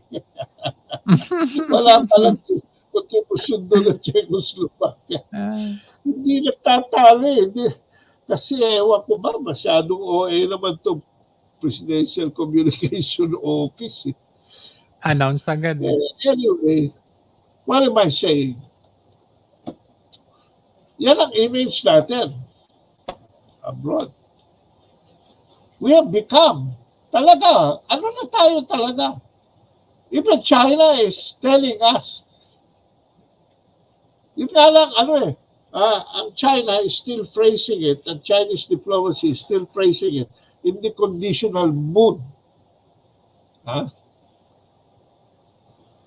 That the Philippines should not become a pawn. Should. Actually, the Philippines is already a pawn. Dahil ang latest announcement? Ang latest announcement patapos na raw yung naval base and pier dyan sa Batanes. Nako. So habang nagtatravel si Bongbong at he's trying to distract the attention of the Filipinos, tapos na pala yung Batanes. Naval base. Seaport. Grabe. Kita ko sa likod. So anyway, hindi nagmamatch Ngayon, ako sa akin, itong problema sa South China Sea, napakasimple nito Napakasimple nito. Pero ang problema, pinipilit ni Bongbong paniwalain ang mga tao laban sa kanilang sariling estimasyon kung ano ang most urgent national concerns natin. Ayaw niyang maniwala sa survey ng Pulse Asia noong December na it's the economy stupid. 6% lang, Jojo, yung protecting Philippine territory from foreign aggression. 6% lang. Ang pinakamataas na concern are economic. The top of which is 72% fighting inflation. So ano ibig sabihin? Hindi nag-identify si Bongbong Marcos sa taong bayan. Kung ano sinasabi ng taong bayan na dapat na prioridad niya.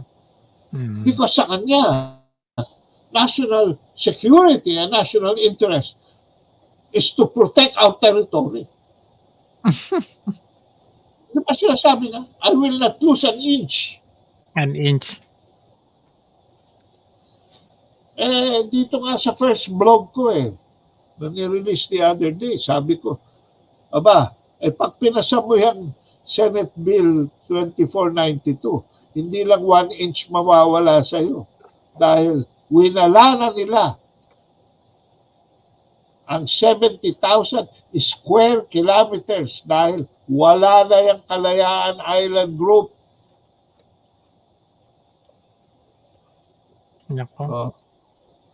Inalis yan to conform with UNCLOS. Inalis yan ng Republic Act 9522. Okay? Kaya inalis nila yung yung polygon na ginawa na ni Marcos sa Kalayaan Island Group. Yung polygon na yun, 70,000 square kilometer. Ngayon, maglalabas na naman ako ng bagong lag in 2 days. Ano sasabihin ko dito sa bagong lag? And I'm giving you a preview. Ha? I'm giving you a preview. Ano sasabihin ko? Hindi lamang 70,000, sir. Bukod sa 70,000 na nawala sa Kalayaan Island Group, mawawalan pa tayo, kung di tayo maingat, mawawalan pa tayo ng 804,000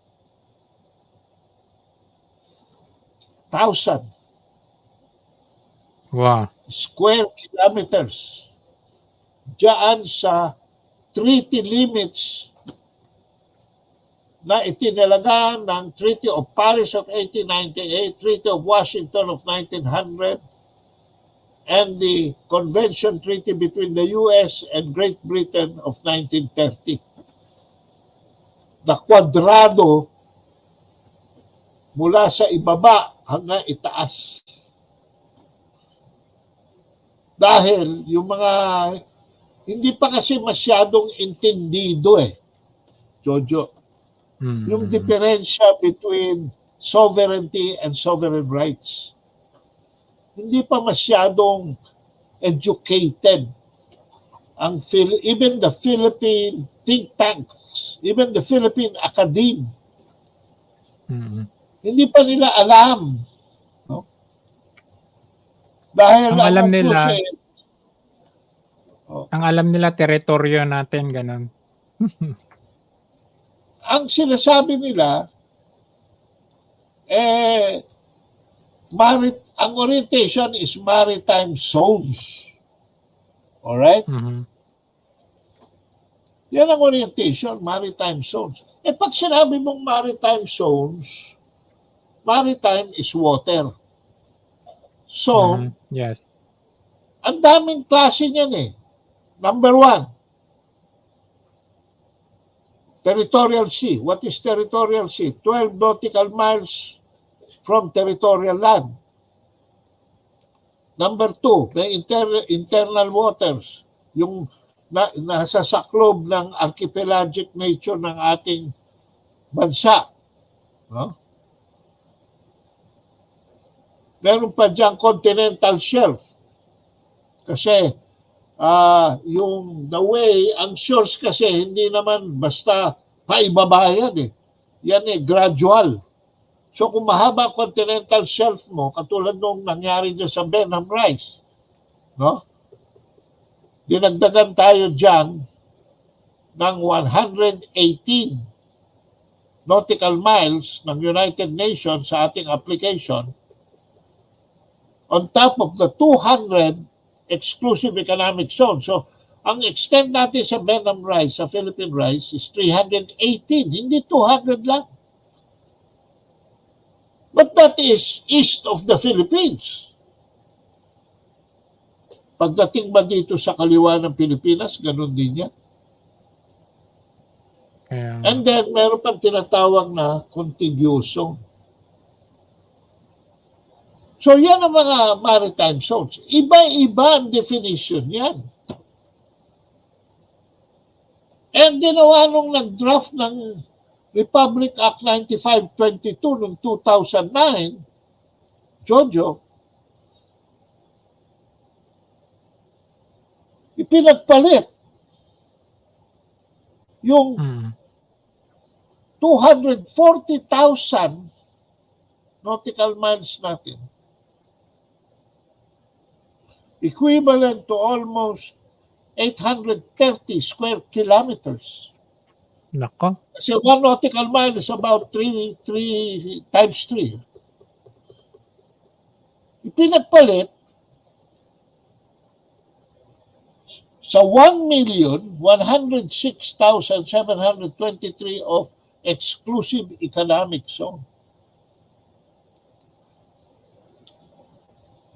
Pero sabi ko nga dito sa ilalabas kong susunod sa aking programa sa Katipunan Channel at sa aking blog sa YouTube.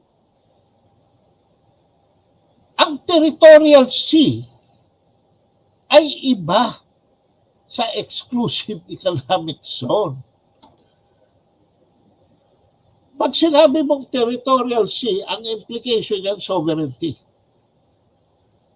Sa'yo yung nasa bedrock, sa'yo yung reefs na nasa taas ng bedrock at rocks, sa'yo yung water, underwater, hanggang dumating ka sa surface, sa'yo yung surface, pati yung aerospace above. Yan ang territorial sea. Ang issue dyan, ang nature ng pag-aari, ang nature ng poder mo dyan ay ownership, sovereignty.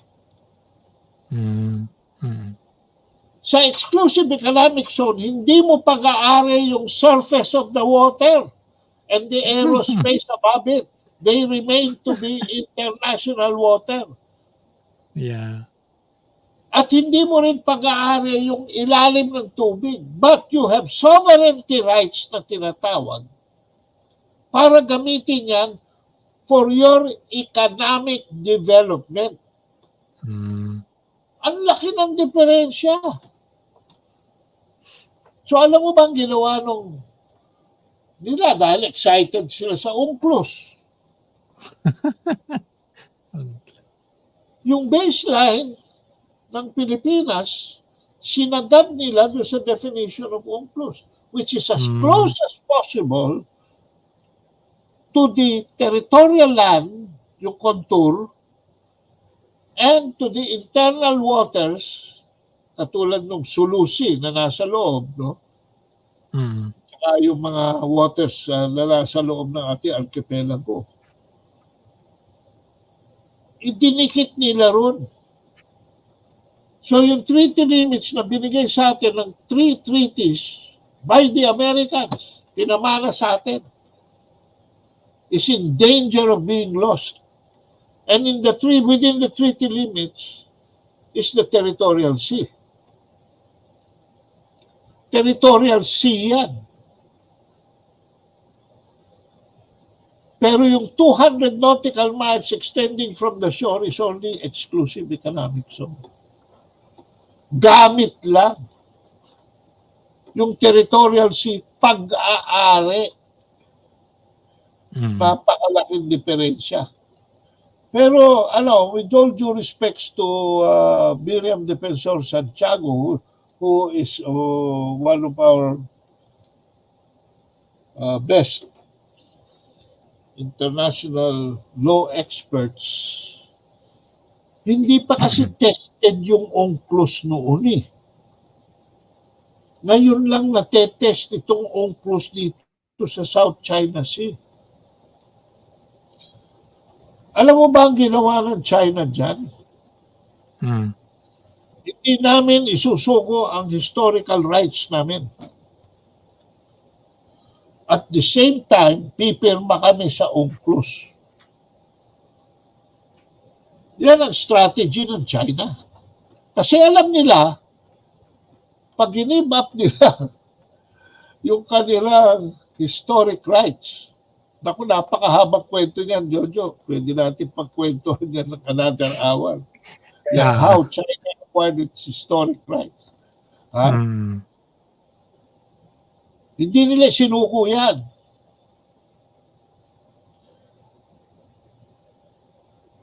Pero at the same time, pumirma sila sa UNCLOS. So, win-win sila. Tayo, ang ginawa natin, yung original na territorial sea natin, isinuko natin. Ipinalit. In favor of acquiring exclusive economic zone. A wider economic zone. Now, what's the difference? Bukod doon sa definition ng sovereignty at saka sovereignty rights. At saan natin isinuko? Ang China hindi isinuko yan dahil hindi sila gumawa ng internal law limiting their territorial sea. Tayo gumawa tayo, which is Republic Act 9522, our new baseline law, passed in 2009. Yan ang hirap sa Pilipino, masyadong marami mga abogado. Meron namang, pwede ka naman tumahimik, di ba? Di ba? Ika nga kung meron kang weakness, magwalang kibuka na lang. Di ba? Bakit mo kailangan sabihin pa yung weakness mo sa kalaban? Oh, di ba? Yan tuloy. So, tayo, win-lose.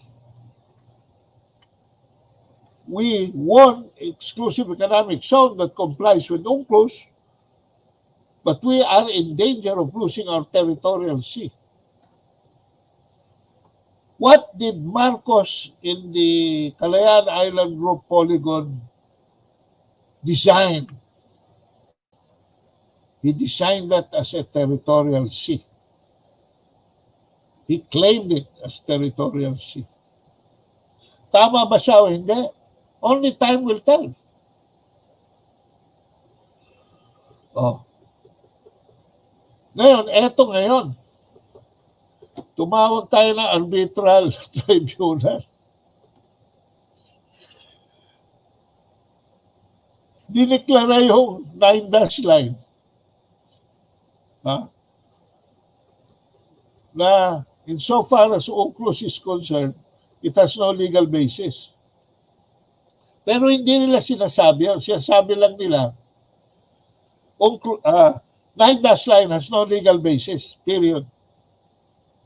Hindi nila sinasabi, 9-dash line has no legal basis, according to UNCLOS. Sino nagsabi?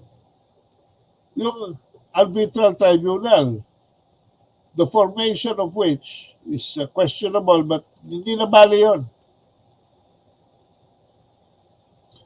Ano sabi ngayon ng China? Kami man hindi namin base ng, we do not base our sovereign claim on the 9-dash line. Drawing lang yan Hindi nga kami gumawa niya. Ang gumawa niya, Republic of China ni Chiang Kai-shek. Hindi naman yung People's Republic of China ni Mao Zedong. Oh.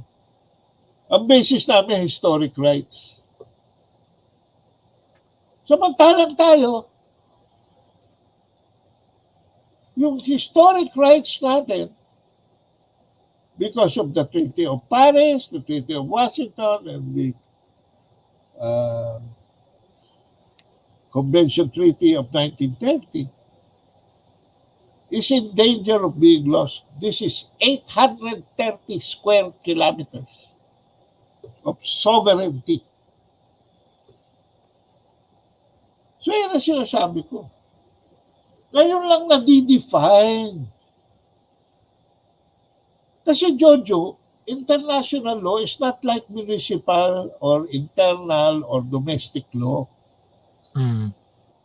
Municipal, internal, or domestic law is bound firmly and rigidly by a constitution. So, ang constitution is basically static. Ang hirap nga hindi nga natin ma-amend di ba? Hirap na hirap. Hirap na hirap i-amend yung 87 Constitution. Oh. Static. Hindi naman 100%, but it becomes dynamic when you are able to amend it freely. But we cannot because we are in a presidential form of government that makes it hard to amend the Constitution. If we were in a parliamentary form, madali lang yan. What am I leading at? international law is not static, it is dynamic. Why is it dynamic? Because international law is based on international relations.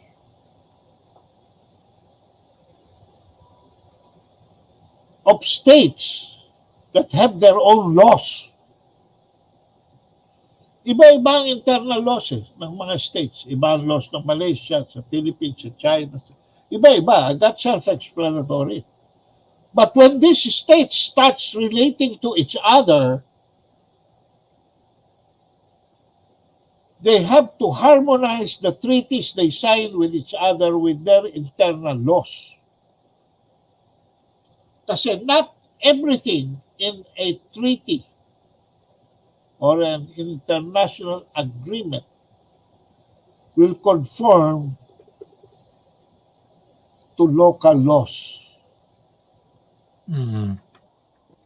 And there are ways of complying. In our case, we amended our internal law to suit UNCLOS, and it's now showing that it's running against our interest. Why? Because nabawasan yung ating territorial sea. So the first thing is loss of territory. Number two, we gave emphasis to exclusive economic zone, which is sovereignty rights. Sovereignty rights cannot protrude sovereignty. Yung titulo mo, hindi pwedeng mag-overlap doon sa titulo ng kapitbahay mo. Di ba? Mm-hmm. Mm-hmm. Eh kung nagre-rent ka lang dyan, you have only the right to use. Halimbawa, isang bahay, you're only renting. Di with more reason, hindi maka-overlap yung sovereignty rights mo doon sa sovereignty ng kabilang estado. Di ba? Yes, yes. Eh, gamit ka lang yung kabila, pag-aari Oh. Ngayon, unang dinay nila, yung historic rights ng China. Which is a wrong strategy. You want to have good relations with your neighbor. Huh? Don't start questioning his transfer certificate of title. O sabihin mo, hindi naman ikaw lang may-ari niyan eh. Kayong 5 magkakapatid may-ari niyan eh. Kaya 1/5 lang ang say mo eh. Pwede yung masabi sa kapitbahay mo kung sino nakatira ron na may-ari. Part owner. Di ba? Kung gusto mo you want to may puno ng malunggay doon sa kabila, magluluto ka ng tinola eh. Anong gagawin mo? Pupunta ka sa bakod, madilim ang gabi, eh kung may aso, patay ka na. Huli ka na. So anong gagawin mo? Kakato ka, di ba? Umaga. Tama, tama. Manjojo, pwede ho ba makahingi ng malunggay? Mamimitas lang ako. Bahala ka dyan. Di ba? Papayagan ka.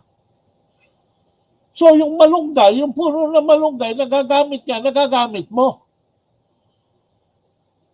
Ha? Oh. Eh kung sasabihin mo kay Manjojo, akin naman yung puno ng malunggay. Eh, sasabihin sa'yo naman, Jojo, teka muna ha. Bakit nandito nakatanim sa banda ko?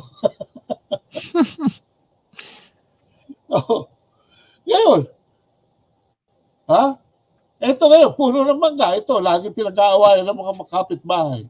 Yung puno ng mangga, nasa lote ni Jojo.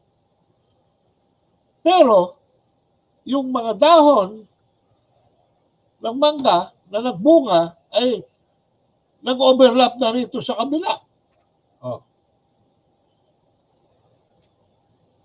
pwede man sabihin ni Jojo na, "Hoy, pati yung mga prutas dyan sa banda mo, sa akin yan, huwag mo kukunin yan na wala akong permit." Hindi na pwede. Nandun sa bakurang ko yan. Hindi ba? So, kung doon ka lang sa loob ng iyong lote, you can do anything. Pero once you start relating with your neighbor, it becomes dynamic. Yung kanyang yung aksyon at saka yung kanyang permission will give you a win-win situation. Pareho kayong makikinabang sa malunggay, pareho kayong makikinabang sa prutas ng mangga. Oh. Pero kung mayat-maya, halimbawa, wala nang buhok yung kapitbahay mo, tuwing lalabas, tatawagin mo, "Kalbo! Kalbo!" Pag humingi ka ng malunggay, bibigyan ka ba nun? Common sense lang, Joe, pinahihirap nila masyado Ha? 'Di ba merong offer yung China na joint exploration with yung ngayon lang, recent lang. Hindi ba parang gano'n yung sinasabi niyo? Bakit hindi natin pakinabangan? May nagtanong sa akin, kung gano'n pala, wala na tayong pag-asa dyan sa South China Sea dahil halos lahat dyan sa China na. Sabi ko, hindi. Inopera nga tayo ng China ng 60-40 Gastos nila, equipment nila, sila magde-develop, lahat kanila. Pero sa fruits of the 60-40. venture, 60, tayo pa laman. Wow. 40 lang sa kanila. Ano nangyari? Kasi dalawa lang ang pwede mangyari where exclusive the economic zone can operate in the territorial sea of another country. One is, sabi nga ni Duterte, they're in control of the territory. We can get that territory by war. Siyempre, ayaw natin yun. Di ba? That's the first. The second is through diplomacy. Because if the owner of the territorial sea allows us to use their territory to share the economic benefits of their territorial sea, which we consider our economic zone, di walang gulo. Hindi ba yun na nangyayari? Binigyan tayo ng 60%. Labang pa tayo, gastos nila lahat. Ayaw pa natin. Sinasabi pa ni Bobo Marcos, dahil sinimula nung bobo lamang si Teddy Boy Locsin, that it is in violation of our Constitution. You know what I said? You know what I told Teddy Boy Locsin? Fuck you. Inopera ka na 60%. Zero. Okay. You consider that yours? So you own 100% of that? Pero hindi ka naman makapunta doon? Dahil itataboy ka? Then exactly. Zero of 100%. Sagutin mo ako, Joe. Zero times 100. Ano? Zero. Di ba? Yeah. But if the guy who owns 100% is already offering you 60%, then 60% of something is 60%. Zero of nothing is nothing. Zero of 100% is nothing. Pero hindi ganyan mag-isip ang Pinoy. Dahil merong nakikialam, Joe. May bumubulong. May third party involved. Kasi alam niya, kung i-continue yung foreign policy ni Duterte, makukuha natin yung 60%. Pag nakuha natin yung 60%, the Filipinos will start asking, bakit nandito pa itong mga puti? Wala naman tayo nakukuha dyan. Exactly. Paalisin sila. Di ba? Yun ang kinatatakot ng US. Kaya habang bobo, habang duwag, habang traidor ang ating Pangulo, ginagawa nilang puppet. Oh. Pero, pag ang naging Pangulo dyan ay katulad ni Digong Duterte, ang maglalaro si Duterte, hindi ang Kano. Di ba? Ang akin lang, Joe, simple. Bakit ba natin isinasampal sa mga Chino itong UNCLOS? I-apply natin ang UNCLOS doon sa walang didebate sa atin, doon sa kanan ng Pilipinas. Walang makikialam sa atin doon. Yes, diba? yes. Ipakita ko. Pero dito sa kabila, may kausap tayong Chino rito. May nakikialam na Vietnamese. May nakikialam na Malaysia. May nakikialam na Brunei. Aba, sumasama pa Indonesia. Ayan, o sino ba mandando? Sino ba mandando? Di China. Bakit ako makikiungklos sa inyo? Dito sa western side ng Pilipinas. Di ba?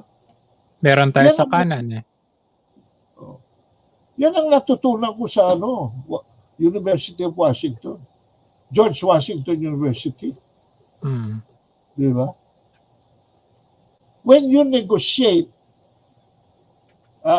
you don't get, yun ang isang principle na natutunan ko doon. In real world, you don't get really what you deserve. There is no real justice in the real world because there will always be conflicting claims over anything. You only get what you negotiate for. Yan ang una kong... Kaya ang orientation ko sa diplomacy is conflict resolution. Di ba?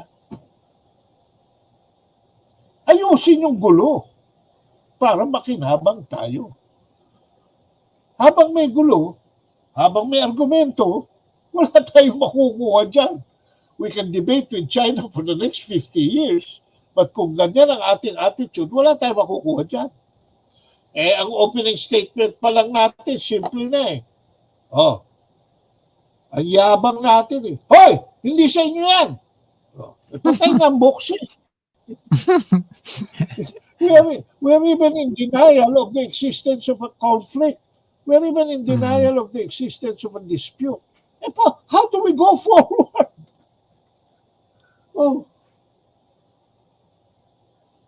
Magkikita tayo sa negotiation table. Pag hindi na ibigay, ayaw na natin bumalik sa negotiation table. Meron pa tayong tampo syndrome.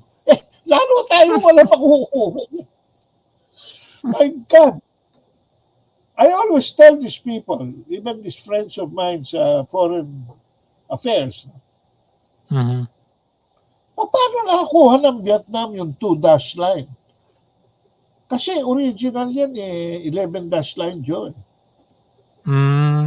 Yung drawing ng Republic of China ni Chiang Kai-shek. Sila nag-drawing. Yung 11-dash line. Nung lumabas yung 11-dash line, kakampi ng Vietnam noon ng in removing the French. Humingi sila ng tulong sa China, ang Vietnamese. So, magkasama ang Vietnamese noon, aalisin nila ang French sa Vietnam. Binigay ng China yung 2-dash line sa Vietnam. Magkakampi sila eh. So, naging 9. You follow, Joe? nagkaroon lang ng komplikasyon. Ito naman, another complication. Bago makuha yung unification of Vietnam, pumasok ang US at nilagay yung 17th parallel between North and South Vietnam. Mm. At naging alay ng US ang South Vietnam. So naudlot yung unification campaign ng Vietnam. Mm. Hanoi was in conflict with Saigon. Saigon was in bed with the Americans. But Hanoi was also friendly with China. So tinulungan na naman ng China. Habang tinutulungan ng China, yung South Vietnam, in-invade yung islands, Paracel Islands, north of Spratly. Alam mo ang ginawa ng China? Inupakan sila. Wala, layas ang South Vietnam doon sa Paracels. Balik sila sa mainland South Vietnam. Hanggang sa eventually, matalo na rin pati yung South Vietnam at unified na ngayon ang Vietnam. Di ba? So, nung upakan ng China yung invasion ng Vietnam ng Paracel Islands, it was really South Vietnam that went there. Kaya inupakan nila. Away! Kakampi nila yung North Vietnam. Gusto ba natin mangyari sa atin yan? Anyway, binigay yung 2-dash line. Nandun yun sa Gulf of Tonkin. So, yung bandang kanan, China pa rin yun, closer to Hainan Island. Pero yung bandang kaliwa, close to the Vietnam shores, Vietnam na yun. Hindi inaangkin yung buo. Iginit na yung linya. That's how Vietnam got 2-dash line. Sabi ko nga, dito sa inukupahan natin sa Pag-asa, sa Parola, and all the other islands na kine-claim ni President Marcos, pinaalis ba tayo ng China dyan? Hindi naman eh. Di ba?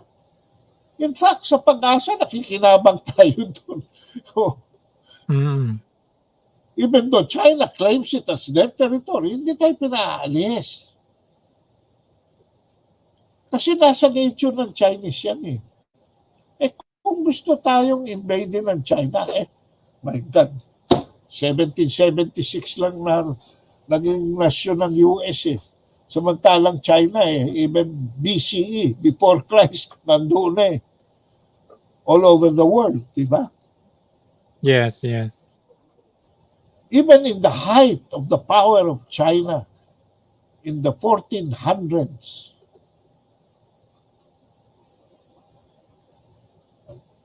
even in the role that the Philippines, the Sultan of Sulu, played in the 7 voyages of the treasure ships of China from the east up to Africa, where they were sailing to sell their porcelain, their tea, cha, and their silk, and all products that they could get along the way. The Philippines was supplying basically the spices. Saan galing yung spices? Natalo ng Sultan of Sulu ang Majapahit Empire. So during that time, even the Sultan of Sulu was supervising Indonesia. Saan nanggagaling yung spices? Hindi ba sa Molucca, which is part of Java? So kinukuha yung mga spices, dinadala sa Sulu. And from Sulu, dinadala ng Sultan of Sulu to Amoy, China. Dadaanan doon ng treasure ships ni Admiral Sheng He. And together, dadalhin papuntang Africa. Kukuha rin ng mga produkto sa India, kukuha rin sa Middle East, tapos yung buong trade na yon ibabagsak sa Middle East at saka sa South and East Africa. From East and South Africa, dadalhin naman ng mga Berber Arabs to Northern Africa, itatawid sa kabila sa Iberian Peninsula, which would become Spain. Kaya yumaman ng Spain, naging habang Spain between North Africa and the rest of Europe. Kaya naging prima donna ang mga Espanyol under Queen Isabella in the 1500s. Late 1400s and 1500s. Ganyan ka-importante ang Pilipinas. So that in 1405, pumirma ang Pilipinas sa China ng Treaty of Tributary Independent States. Why? Kasi sa dami ng pirata, we needed Chinese protection. At tayo ang number one partner ng China sa trade all the way to Africa. That's why during that time, we were known as the Emporium of Asia. Oh. Diyan nakuha ni Henry C. yung pangalan na Mall of Asia. Wow. Actually, Ganun pala mall yun. na ngayon yan. Ang tawag dyan dati Emporium. Yung Mall of Asia is actually the Emporium of Asia to commemorate the significant positioning of the Sultan of Sulu in international trade. Alam mo ba kung gaano tayo kayaman noon? Kung gaano kayaman ang Sultan of Sulu? In 1417, we had the Sultan of Sulu, Paduka Pahala, was invited by the Emperor Yongle of the Ming Dynasty. And so the Sultan, Paduka Pahala,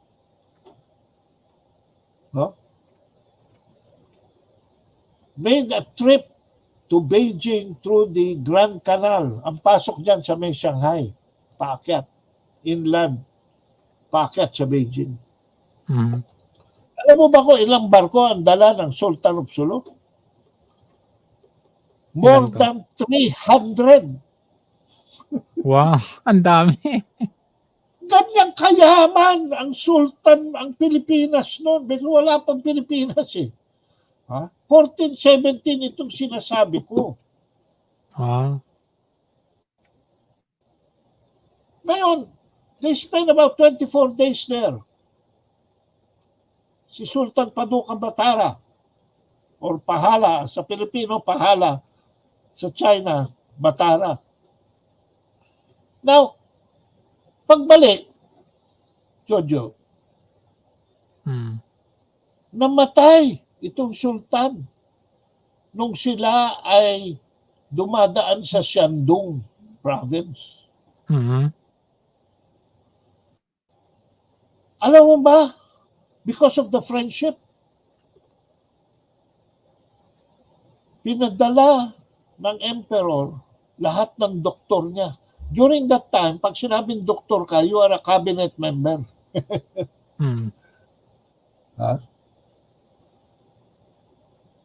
Para bigyan ng imperial burial si Sultan Paduka Pahala. Sa Desio City, yung capital ng Shandong. Binigyan ni Emperor Yongle ng 8 hectares na burial ground. Yung sultan. Pinaiwan yung kanyang concubine at saka yung dalawang anak ng concubine to serve as gravekeepers. Pinauwi yung rightful heir back to Sulu. Pero doon binary. Alam mo ba, number 5 tourist spot ngayon yan sa buong China? Yung burial ground na yun. Because Sultan Paduka is the only foreign king that is buried in China. Wow. 8 hectares. Grabe. Nandun ang tomb ni Paduka, nandun ang tomb ni Gemuning, yung concubine, nandun yung tomb ni Wen Hala at ni Anhulu, yung dalawang anak. And to this day, tapos nagtayo pa ng mosque doon kasi mga Muslim yan eh. To this day, 21 generations, Jojo. Grabe. And when I went there to visit, yung 19th generation na administrator, babae, nakilala ko pa, I shook her hand. Sila, ano na sila, 20, Chinese na sila talaga. Pero, they still connect with Zulu up to now. They're actually dual citizens, if you will call it. And even Bongbong Marcos had the chance to visit this place when he was, medyo nakaka-travel na sila out of Hawaii. So, ganyan ka-close, bukod pa rin sa in-migration from Taiwan to Ilocos and Cagayan Province, and from Fujian Province, from Xiamen to... Bukod pa dyan, our history is so intertwined with China. That is why meron tayong space, emotional ties with them. Kaya ako, miskin anong gawin ng Amerikano, hindi nila maalis yan. Nasa dugo natin yan. Just as hindi na natin maaalis yung over 4 million naman na Filipinos that are in the United States. Ganyan talaga yan eh. So ano ang suma total? Foreign relations is dynamic. It is not static. Do you know how much the biggest assistance that the United States gives the Philippines does not come from the U.S. government? Jojo. Saan po galing? In 2022, the Filipino-Americans sent 38 billion US dollars to the Philippines as OFWs. Remittance. Not from the government. So hindi mo mabubura eh. Hindi mo mabubura yung relation ng Filipino-Americans with their relatives here. Hindi mo rin mabubura yung hindi lang centuries, maybe millennia of relationship between China and the Philippines. So political lang lahat ito. Itong away, itong gulo. So ano, matutal, sabi ko. Pagdating sa kanan ng Pilipinas, merong UNCLOS, sabi ko. Pagdating sa kaliwa ng Pilipinas, bakit natin bibigyan ng importansya UNCLOS? 168 countries ang kausap natin dyan. And 168 countries na yan, minus the Philippines, 167, 166 dyan, hindi naman makakatulong sa atin. Isa lang makakatulong sa atin. China lang. Dahil siya lang nagsisilbing may-ari dyan. Ano gusto mo kausapin, Joe? 166 countries? O one country lang, China lang? Makukuha mo ba ang gusto mo sa 166 countries? O sa one country lang nakakausapin? Simple lang itong problema to. It's only politics. Mm. It is only the hegemonic ambitions of the US that is in the way of the Philippines flying high into becoming a first world country. Okay. Nung tinatawag tayong province of China, it is really to our advantage. Walang area ngayon sa China na hindi fully developed. And kung meron Exactly. man, it's on the stage of Becoming. integration. Okay. Sir, So yun ang ika nga the long of it. okay. Ito na lang, huling katanungan na lang. Nagbigay ng abiso ang President ng China, Xi Jinping, sa kanyang mga kasundaluhan na mag-prepare.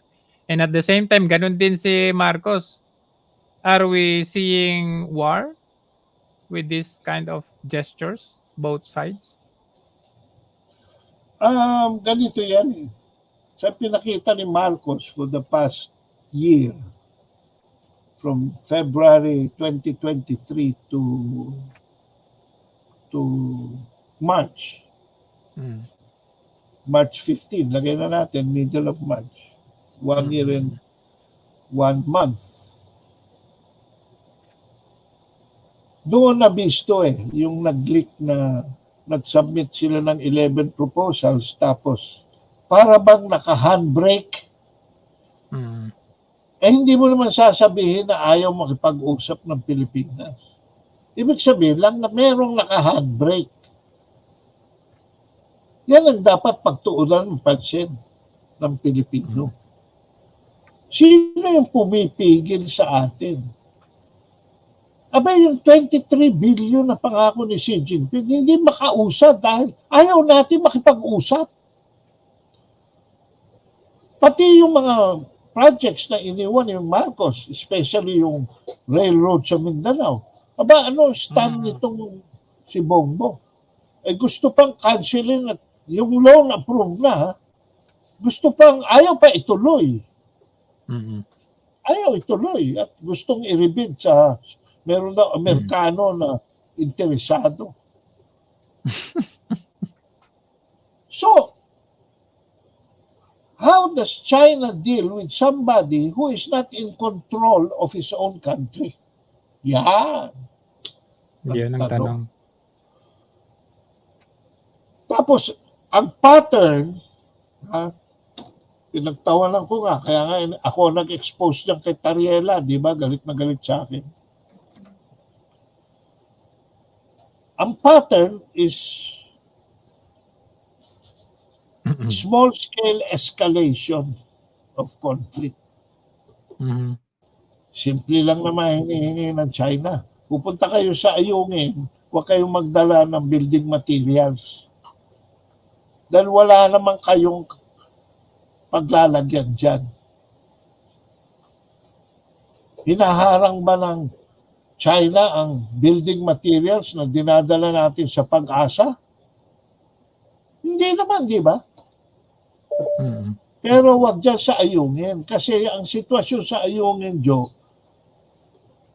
wala kayong exclusive economic zone dyan dahil sa paragraph 1162 ng mismong arbitral tribunal na sinasampal nyo sa mukha ng China, ang sabi na arbitral ruling, that is a quintessentially military situation. No exclusive economic zone can function in a military area. For the obvious reason, how can you go fishing kung may gulo dyan, potential na gulo? Di ba? When the military of one country is in operation against the military or law enforcement of another country, maiipit ang availment ninyo ng economic benefits. Maya't maya, pag may naghabulan dyan, di masasagasaan yung mga fisher folk. So sabi ng arbitral ruling, we cannot decide on your submission, Philippines, kasi that is a militarized area. Pati yung, lagi nilang sinasabi ang arbitral ruling, victory natin. Sinasabi ng arbitral ruling yan, bakit ayaw nila sundin? At sino nag-militarize dyan? Hindi ba nung ibahura nila yung BRP Sierra Madre? Kaya na-militarize siya. It was ironically the Philippines that militarized it. Ang problema kasi dyan sa Ayungin Shoal, marami nag-i-interest dyan kasi yan, Jojo, ang gateway, if you look at the map, yan ang gateway to Reedbank. You cannot go to Reedbank without passing through the Ayungin. Ano yan eh? First, second, and third Thomas Shoal. Tatlo yan eh. Tatlong group of ano yan eh. Yung second Thomas Shoal is Ayungin Shoal. Yan ang gateway to Reedbank. Ano ba nasa Reedbank? Hindi ba yung ano, yung gagawa natin ng 60-40 oil and gas? Sino una nag-interest dyan? Ang una nag-interest dyan is Forum Energy at PXP Energy. Sino may-ari niyan? First Pacific Holdings. Sino may-ari ng First Pacific Holdings? Salim Group. It's an Indonesian multinational, Salim Group of Companies. Ang tawag nila rin sa group of companies, First Pacific Holdings. Subsidiary niya ang Forum Energy at PXP Energy.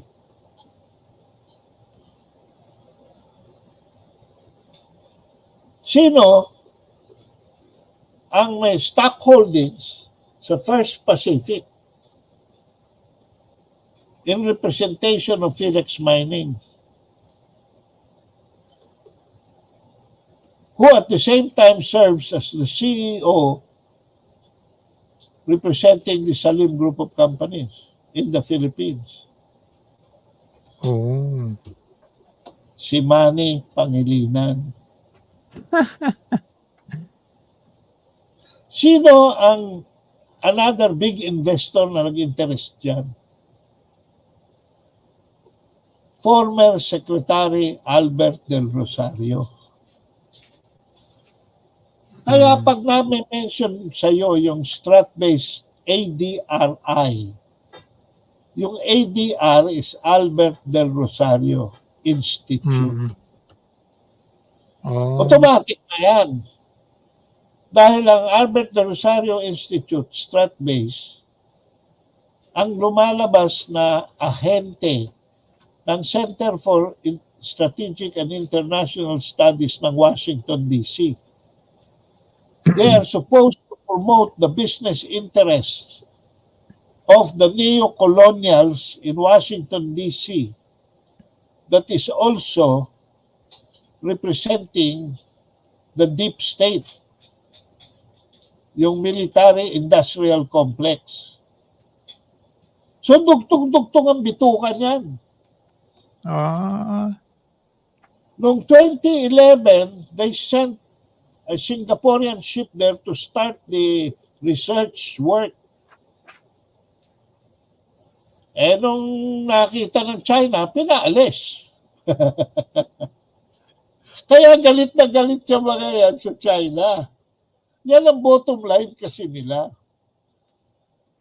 That will also explain to you why ang kanilang abogado, who is Antonio Carpio, has now changed his position sa Ayungin Shoal. Alam mo ba posisyon ni Antonio Carpio ngayon? Because finally, with my narratives, na-realize niya na ito palang gagong tong si Ado Paglinawan, tama. Hindi kami pwedeng mag-insist na pumasok dyan sa Ridback if the Ayungin Shoal remains to be a militarized area. So ang posisyon ngayon ni Antonio Carpio dyan already agrees with my position. Kailangan mawala ang military dyan. Kailangan alisin yung barko at magtayo ng civilian installation dyan. Kasi habang nandyan yung barko, hindi tayo pwede mag-claim ng exclusive economic zone. Paano magiging exclusive? Kasi nandyan yung China, military. Di ba? So sabi niya, we have to civilianize Ayungin Shoal. Doon ang gagaling yung pagbabago ng posisyon ni Antonio Carpio. Kaya pala. Dahil umaasa siya na eventually, no, the US will control the situation on the Philippine side of the South China Sea. And eventually, the US will, in behalf of First Pacific Holdings, negotiate, di ba, for the oil and exploration. Kaya binabaril nila. Ang isa pang commissioner dyan, gusto mangumisyon, ay si Teddy Boy Locsin. Kaya nung matatapos na yung term ni Duterte, bigla na lang naglabas ng unilateral statement si Teddy Boy Locsin that the 60-40 agreement violates the Philippine Constitution. At hanggang ngayon, doon sa 11 proposals ng Pilipinas, ng China, ay sinasabi, and recently, di ba, Marcos said, we have not rejected any of their proposals. What we are questioning is the premise. Ano yung premise na yun? Ang sinasabi ng DFA is, most of the 11 proposals violate the Philippine Constitution. Yun ang kanilang talking point. But does it really violate the Philippine Constitution? Hello? May vested interest na kaabag dyan. Now we know. Eh ako, sabi mo sa akin, ang posisyon ko, kung ako si Bongbong Marcos, Sir, sabi ng DP, Sir, hindi namin pwedeng ano to. Sabi ni Teddy Boy Locsin, Sir, this violates the Philippine Constitution. Ano sasabihin ko sa DFA? Eh di amend the Constitution. Dahil hindi natin makukuha yung 60% yan kung may balakin. Sabihin niya si Tambaluslos, i-amend. Eh hindi, na-amend nila kung ano-anong provision ng political ng Constitution na wala namang relasyon sa amending the Constitution on advertising, amending the Constitution on educational para makapasok. Eh, sabi nga ni Edsel Lagman, dinadilute nyo na ang ating kultura niyan. Oh. Kasi may 100% ownership provision sa education at advertising. And advertising is the gateway to media. Nakuha mo? Yes, yes. Pagka binuksan mo yung media, bukas na rin yung, pag binuksan mo yung advertising, bukas na rin yung media. Ganun epekto niyan. Why? Because magkakaroon na ng foreign sponsors yung mga media. Oh. So effectively, gano'n mangyayari. Eh bakit hindi ito yung balakid dito sa 60-40, hindi yun ang pa-amend kung talagang it's in violation of the Constitution? Tsaka nagbigay na rin ako ng solusyon sa kanila dyan eh. kung talagang hindi ma-amend na Constitution at talagang in violation of the Constitution, then elevate the discussion to the level of a treaty between China and the Philippines. Dahil sa treaty, the local law must harmonize with the international agreement.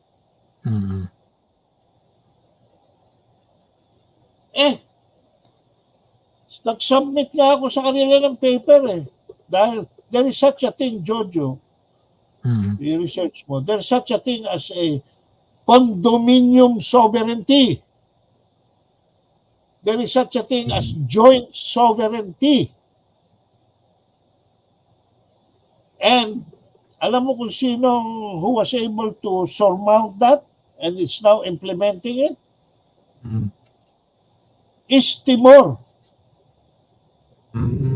In a treaty signed by Australia and Indonesia. Hindi lang isang country. Kaya ngayon nakikinabang ang East Timor. May oil exploration ng East Timor. Yun nga lang, it's in a treaty. There are terms and conditions that both parties will have to agree on. Batas nila, ganito So, teritoryo nila yan. Batas natin, ganito So, teritoryo natin yan. Biski, ilang taon mo pag-umpugin yan, hindi magkakasundo yan. So, itaas natin. No? Lupa mo, building ko. Ilan na may-ari? Kung sino bumili, sila na ngayon ang bago may-ari. Ang tawag doon, hindi na transfer certificate of title, kundi condominium certificate of title. Kaya nga may condominium. Sa condominium, ilan ang may-ari? Kung 57 floors yan, times 8 rooms per floor. Kung 50 floors yan, 400 owners yan. Lahat sila owns their specific unit in a common property. So, na-violate ba yung titulo? Yung isang mother title? Hindi. The same way, yung batas ng isa na hindi maitama sa batas ng kabila, by forming a treaty, they form a condominium. Sino may-ari? Yung dalawa. Ano ang terms and conditions? Depende sa agreement nila. So, alam mo, napasukan ng politika at sobrang sa diplomasya, alam mo, the formula is to simplify as much as possible. Pero hindi ino-obfuscate nila. Dahil bakit? Dahil kailangan kumita ang mga abogado. At doon sa arbitral ruling, alam mo naman kung magkano binayad natin sa American and British lawyers, $7 million. That is 350 million pesos. Okay. Laki na kinita ng mga yan. Kumita. Grabe, no? Yung kumita sa demanda ng Pilipinas sa Westinghouse. Talo tayo doon. Pero ang laki ng kinita ng mga abogado. Dinala yung kaso sa New Jersey. Binantayan ko pa yun dahil ako presatasi. Pabiyahe ako sa New Jersey tuwing may hearing. Ano nangyari sa atin doon? Natalo tayo. Bayad tayo ng penalty. Bayad tayo ng fine. Bayad tayo ng interest. O ngayon, fully paid nuclear plant. Inabot ng $7 billion. Ni isang bombilya, wala pang naiilaw, pare. Wala pang nasisindihan. Ganyan tayo mga Pilipino. Mahilig tayo sa mga white elephants. Anyway. Grabe. So, yan okay. Long and short of it. Okay. So, in the simplest ano, simplest, short answer. Meron ba tayong nakikita na nagbabadya? Na gera, Giyera? if we don't stop what we are doing, I think it will inevitably get to that. Yan ang sinabi nung Singaporean Prime Minister at tinanong sa atin, do you really want war in your own backyard? This is not, alam mo, John, this is not even our war. We have no war with Taiwan. We have no war with China. We're not even supporting the US war in Ukraine or in Gaza Strip. Wala. Okay. Eh bakit nag-i-introduce ng dissonance? So, Bongbong Marcos is unilaterally introducing dissonance into the situation.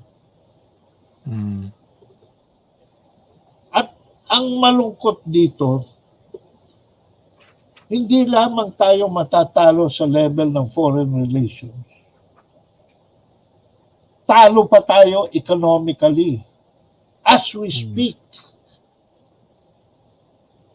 wala nang mabili yung 1,000 piso, Diyos mio. Kanina, bili ako ng ulam eh. 400, nag-withdraw ko ng 1,000 sa ATM ko. Eh, ulam pa lang, umabot na ng 400. Nag-tricycle pa ako, 30 pesos. Oh. Isang kainan. Et cetera. Yung 1,000, hindi na tumatagal na isang araw yan. Di ba? Yung pasahe ng isang nag-aaral, magta-tricycle lang, 750 a week. Pasahe pa lang ngayon at saka merienda. Sus Mario Joseph, that's 3,000 a month. Eh, magkano yung kuryente mo? Yung dati kong kuryente, noong bandang September, ano pa eh, nasa 3,000 pa eh. Pagdating ng December, lumampas na ng 4,500. Eh ngayon, halos 6,000 na. Tinignan ko yung consumer. Ito, kadarating lang ng bill ko. 6,000? Grabe naman. Ito pare, kararating lang ng bill. Basahin mo.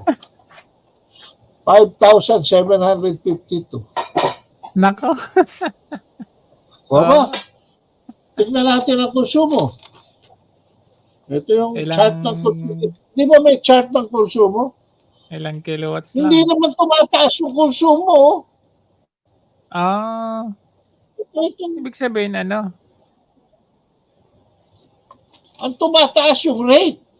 Yung rate, oo. It's not the multiplier ang consumption. tumataas, yung multiplicand steady. Nako. Yan eh. That's a fact of life.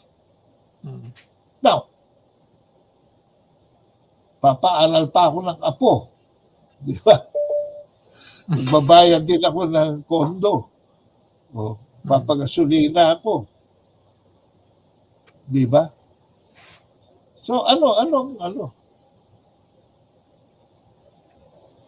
Pag hindi ka kumikita ngayon ng, I would say, 75,000 pesos a month. Kulang. Eh, lower class ka na. Kung 50,000 lang ang income mo, tapos kulang. average family? 6? Hindi kaya. May magkano na ang bigas? Halos magdoble. Since last year lang yan.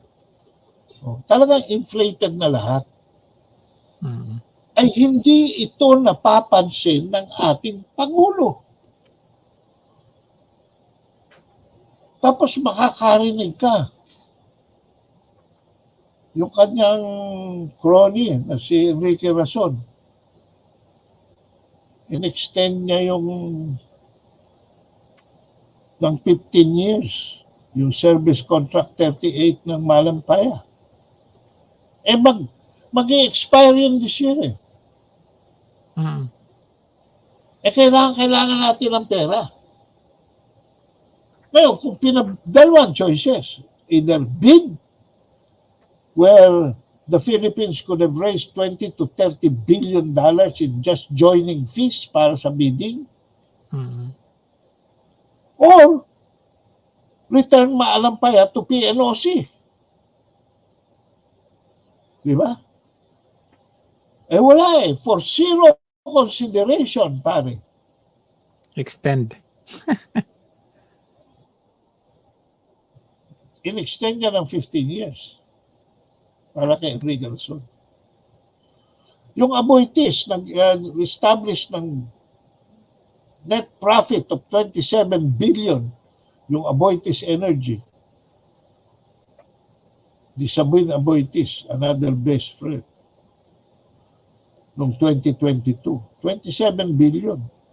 Pagdating ng January 2023, binigyan niya ng loan from Land Bank of the Philippines na 20 billion for renewable energy. Sobra-sobra ang pera ni Aboitiz. Bakit siya hiram sa Land Bank? May sarili naman siyang bangko, Union Bank. That's under Maharlika Investment Fund? Ay, nako. Lumalabas ang pera ni Aboitiz sa tenga, pati yung Coca-Cola binili. Daming pera eh. Tapos, hindi pa siya nagkasya doon, kumuha pa ng 50 bilyones, di ba? Dinala sa Maharlika Fund from Land Bank. Ano pa matitirang loanable fund para sa farmers? Wala na. Wala na. Kaya yung priorities ganun eh. Tapos there is an announcement of additional imports of rice. Wala naman tayong report kung ano nangyayari doon sa production ng rice. Ano naman nangyari? Et cetera, et cetera. And you hear a lot of these things basically being controlled by a very small circle. Hindi ko na isasama yung korupsyon. Bahala na si Maharlika mag-expose nun. Ha? So, wala tayong nakikita. The first glimmer of hope that I have seen, although it belongs to another oligarch, itong assumption ni Ramon Ang ng NAIA. Itong unang good news ni Marcos na pwedeng i-attribute sa kanya. Kasi yung unang good news ni Marcos, hindi naman sa kanya pwedeng i-attribute. Dahil achievement yun ni Sara Duterte. Yung structural reform ng ating educational system. Yung sinimulan ni Leonor Briones, panahon ni Duterte, na hindi matapos-tapos dahil hindi mabigyan ng pera at na-COVID pa nga, di ba? Pagpasok ni Sara Duterte used her influence para magkaroon ng gasolina yung makina, so to speak. And natapos niya yung structural reforms in time for introduction of the matatag curriculum nitong August 2023, the opening of classes. So, vice president siya. So, hindi niya pwedeng sabihin ni Marcos, akin yan. Tama. Kay Sara yan eh. Wala naman siya tinulong dyan, kundi mag-speech. Pahiya siya doon. So, ang nakita ko lang nakauna-unahan talaga, in all honesty and in fairness to Bongbong, itong napapayag niya si Ramon Ang na 89% ng kita ng magiging kita ng mga na possession dyan ay pupunta sa gobyerno, pupunta sa taong bayan. The closest bid ay yung sina Aboitis, nandun sa 30s. Nasa level ng 30, si Ramon Ang 80. I have my own problems with Ramon Ang. But pagdating dito sa issue ng NAIA, saludo ko. Dahil dong sa bid niya sa benefits. Ano value? 11% lang ang mapupunta sa NAIA Infrastructure Corporation.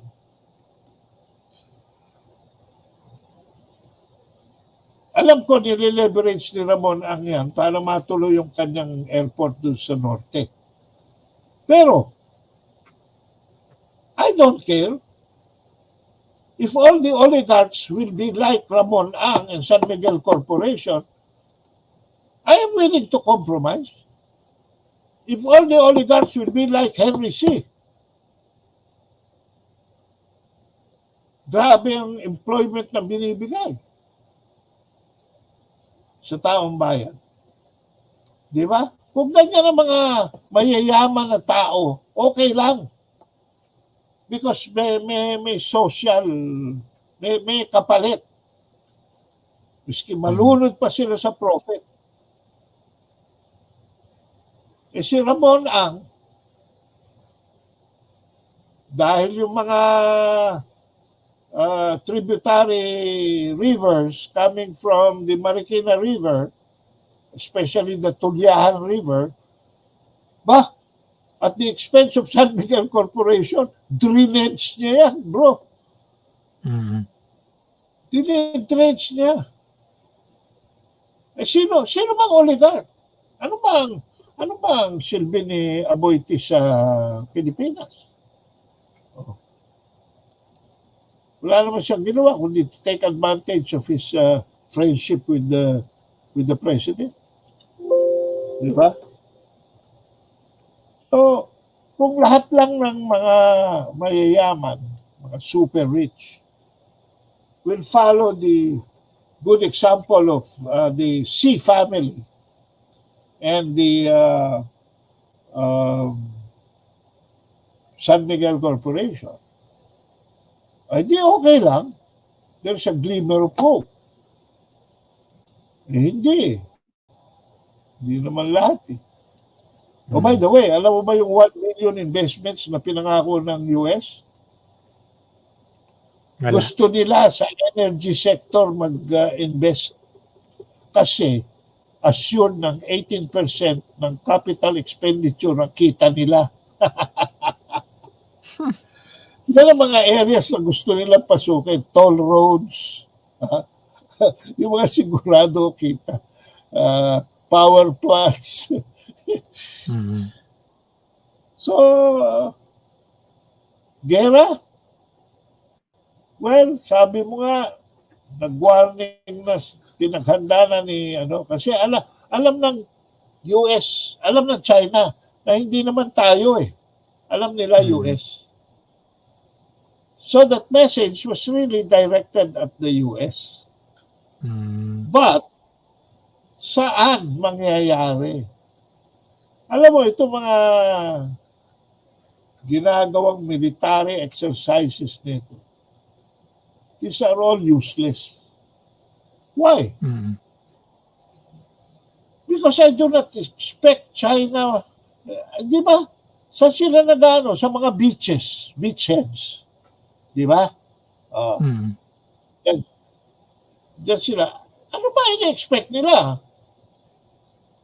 Magkakaroon ng Chinese boots on the ground dito sa Pilipinas? Maglalanding dito mga LSTs ng China at maglalanding sila ng soldiers dito? Hindi. Why would China do that? Na-clear. Dongfeng missiles lang, tapos na tayo. So, I don't know why they are so excited about building bases. Napakadali nga pasabugin yung mga bases na yan dahil fixed naman yan. Miski sabihin mo pa, 30 yung bases na yan. Ha? May katapat ng isa o dalawang o tatlong missile yan. Tapos, from China. And the Dongfeng missile technology of China is way advanced of that of any country. And slightly advanced that of Russia. China at Russia ang may dominance ngayon sa hypersonic missiles. Bakit maglalanding ng isang sundalo ang China sa mga beachhead natin?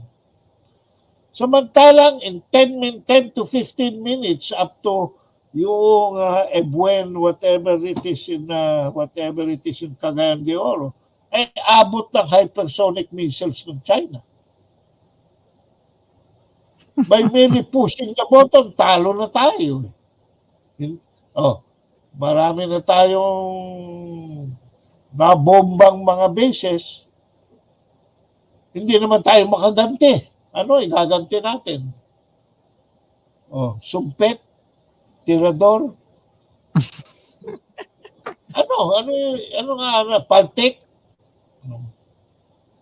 Di kaya tayo lulusob sa China para mag-landing doon? Hello! Taiwan nga nangangatog na tuhod eh. Hindi naman gigirahin. I don't think gigirahin ng China ang Taiwan. Sus Mariusip naman. Kamag-anak nila yan. Pare-pareho silang Chinese, Chino. Exactly. I don't think they will go to that extent.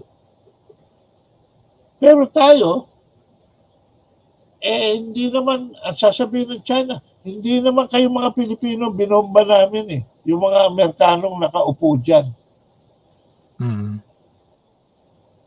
Pwede bang walang collateral damage yan? Tingnan mo nga yung Ukraine. Soldiers pa lang ha. 500,000 na Ukrainians ang namamatay na sundalo. Hindi pa rin sinama yung civilian. Ayaw niyata nilang bilangin yung namatay na civilian. And lit-lit lang ng population ng Ukraine, 40 million. So napakalaking damage yan. So, if Bongbong Marcos does not change yung style niya dyan, wala na eh. Hindi naman siya nahihiya na eh. Aminado na rin siya na proxy talaga siya eh. Sa speech pa lang niya sa di ba? Yung reference niya sa 1942. We are again in the forefront of conflict just as in 1942. Hello! Sabi nga ni Bukit Tiklaw, huy! Hindi naman tayo Pilipino nun eh. We were a territory of US kaya in fact we were supposed to be US citizens. In 1942 it was the US that was in the forefront of the war, not the Philippines. So sino gumawa ng speech niya sa Canberra at saka sa Berlin? Made in the US Embassy yata yun. Ang tapang ha? Kala mo, na siya? World power siya, di ba? An inch. We would not allow an inch. Alam mo yung lahat ng nangyari sa Australia except yung interview ni Sarah Ferguson. Yun lang ang maaalala ng mga Australiano. Alam mo kung bakit? Bakit ba? Darating na si Wang Yi dun bukas sa Australia para kumpunihin yung damage na ginawa ni McCoy. And in order to be welcomed by the Australians, hindi pa siya umaalis ng China. Nilift na yung sanctions sa Australian wine. At pag-uusapan nila yung withdrawal, yung step-by-step withdrawal do sa ibang products na tinaasa ng China ang tariff. So, sino maaalala ng Australiano? Si Bongbong Marcos na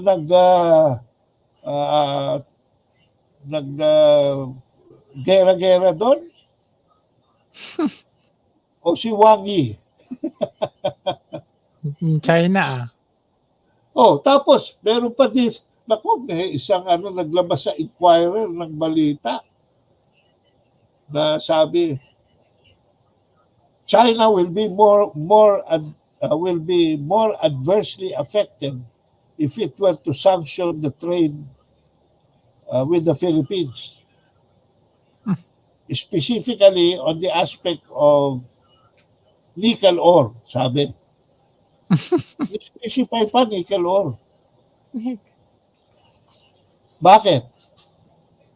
Nickel ore constitutes 1.3 billion US dollars of exports natin to China.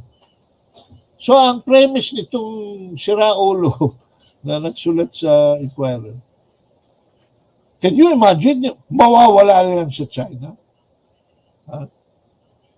Siraulo. Wala pa tayong 1% ng nickel total trade ng China, Jesus Mario. Alam mo, matutuwa lang ang mga Australiano kay Bongbong Marcos pag nawala sa atin yung 1.3 billion na yan. Bakit? Saan kukuhan China? Sa Australia. Bakit? Australia at Indonesia ang mga pinakamataas na nickel ore stock sa buong mundo. Bakit hindi sa Indonesia? Dahil ayaw magbenta na ng Indonesia ng nickel ore, gumagawa kasi sila ng nickel cadmium batteries for the electric vehicles. Gusto nila may value added yung kanilang nickel ore. But Australia, together with Indonesia, halos pareho lang ang deposits nila ng nickel ore. They are the largest source of nickel ore. The Philippines is only, I think, number 6 or number 7. So madaling marireplace ng China kung ayaw na natin magpadala ng nickel ore doon. By getting it from Australia. And Australia will not refuse. Why?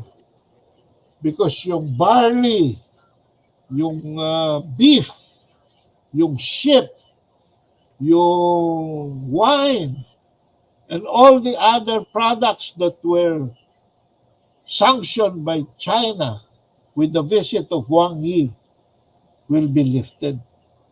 And if we sacrifice the nickel ore, idadagdag lang yun doon. E di tuwa lang Australia.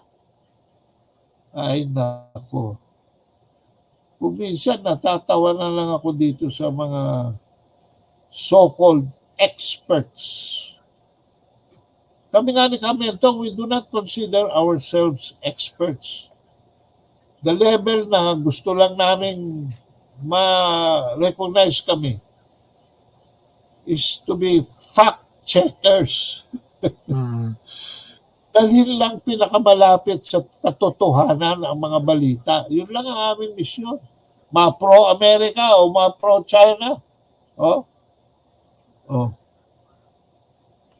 So that is where ang advocacy namin sa Asian Century Philippines Institute for Strategic Studies is coming from. We do not profess to be experts. But we will expose those people who are claiming to be experts but actually are just fooling everybody else. Bayad Okay. Sometimes we're even anti-Filipino. Sabi ko nga eh. Sometimes we're even anti-Filipino. Why? Because kinokorek namin itong mga statements ng mga government officials eh. Na hindi naman pinag-aaralan kung anong pinagsasabi nila. Including the President of the Philippines. Our commitment is to the truth. Kaya, miski na ibato nila sa amin, itong maliit na kinikita namin sa internet, ito lang bumubuhay sa amin. Kesyo, kung state-sponsored daw kami. Nakausap ko nga yung isang former commandant ng Philippine Coast Guard. Ito lang, anong araw ba itong nag-eleksyon kami? Ito lang yata. Ano ba? Eleksyon namin. Sabado yata yun. Nag-eleksyon kami sa Association of Filipino-Chinese Understanding. Yung isang bagong elected na trustee was a former commandant of the Philippine Coast Guard. Was become my friend. Sabi ko, pare, nabisto ko na kung sino may pinakamalaking state-sponsored funding. Sabi ko sa kanya. Sabi niya, bakit naman? Saan ka lang gagaling? Sabi niya. Hindi ba ina-accuse nila kami state-sponsored daw ng China? Natawa na lang ako eh.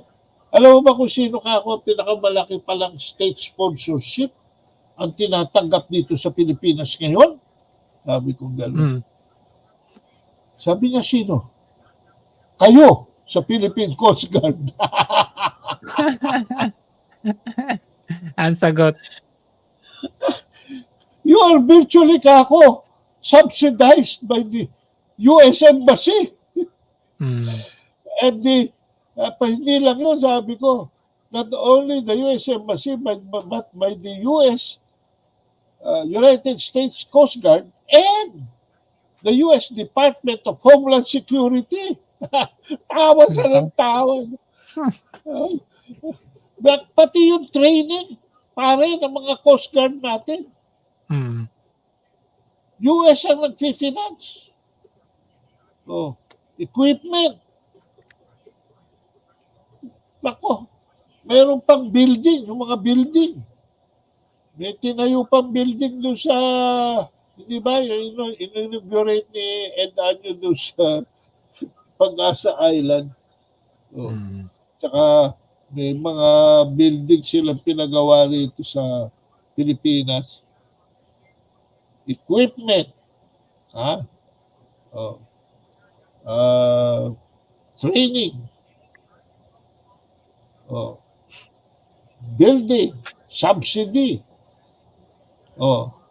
Ang dami nila kukuha sa Amerikano. Kasi, in kind. Ang hirap kasi kumuha ng pera sa Amerika. I should know. I worked for the Philippine Embassy there for the longest time. 7 years. Mahirap kumuha ng currency. In fact, yung $110 billion na hinihingi ng Ukraine, tuwan-tuwa ang Ukraine nung nalaman nila nag-appropriate ang US Congress ng $100 billion. Akala nila sa kanila lahat. Ang nangyari, 60 lang ang napunta sa Ukraine, 30 napunta sa Israel, sa gera sa Gaza. At yung 10, alam mo kung saan napunta? Taiwan. Saan ba? Mahirap kumuha ng pera sa US ngayon. Lalo na Budol. ngayon. Nahirapan kami ngayon pa. Okay. Yan ang sinasabi ko. Gera ng China, ang philosophy ng foreign policy ng China pagdating sa ganyan is called active defense. Hindi sila magpapaputok kung hindi Hanggat ka mauunang magpaputok. Pero pag nagpaputok ka, sisiguraduhin nila na pulbus ka. Yun ang foreign policy nila. Of course, it's stated in Chinese, no? But otherwise, everything is economic. Pagdating sa military, active defense sila. Nakita mo itong huling collision ng dalawang Coast Guard ships?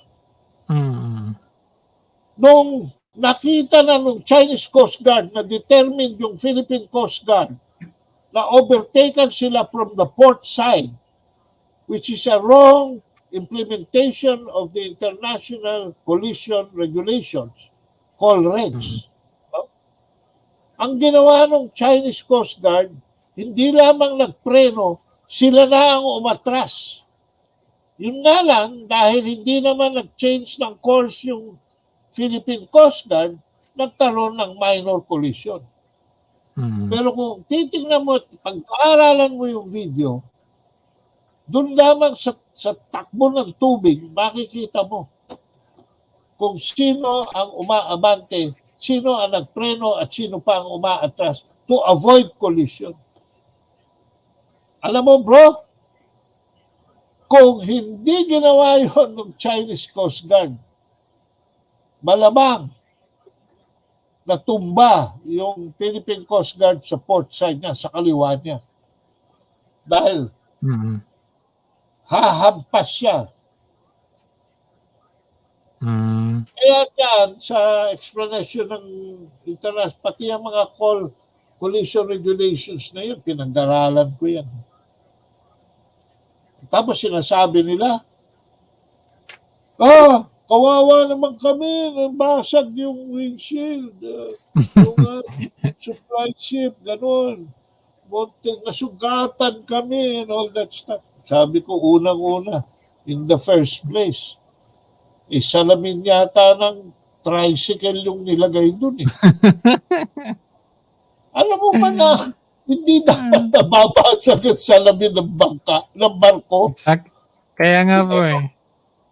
Hindi ba silyado pa yun? Di ba? Nilagay yata nila eh. Salamin lang ng tricycle. Siguro magsasalamin sila ron. Siyempre nabasag. Pero ano ang water? Water cannon, laser, pati sonar at saka acoustics. At marami pang iba. These are classified to be non-lethal weapons. Ano ibig sabihin?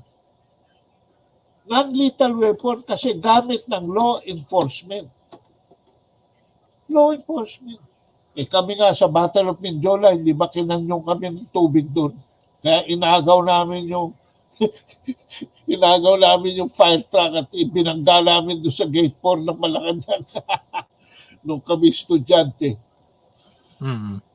So, water cannon, everybody uses water cannon, Sus Mariose. They are accepted non-lethal. Ano ibig sabihin ng lethal? Pag sinabi mong lethal weapon, nakakamatay. But non-lethal kasi the proper use of which only prevents movement.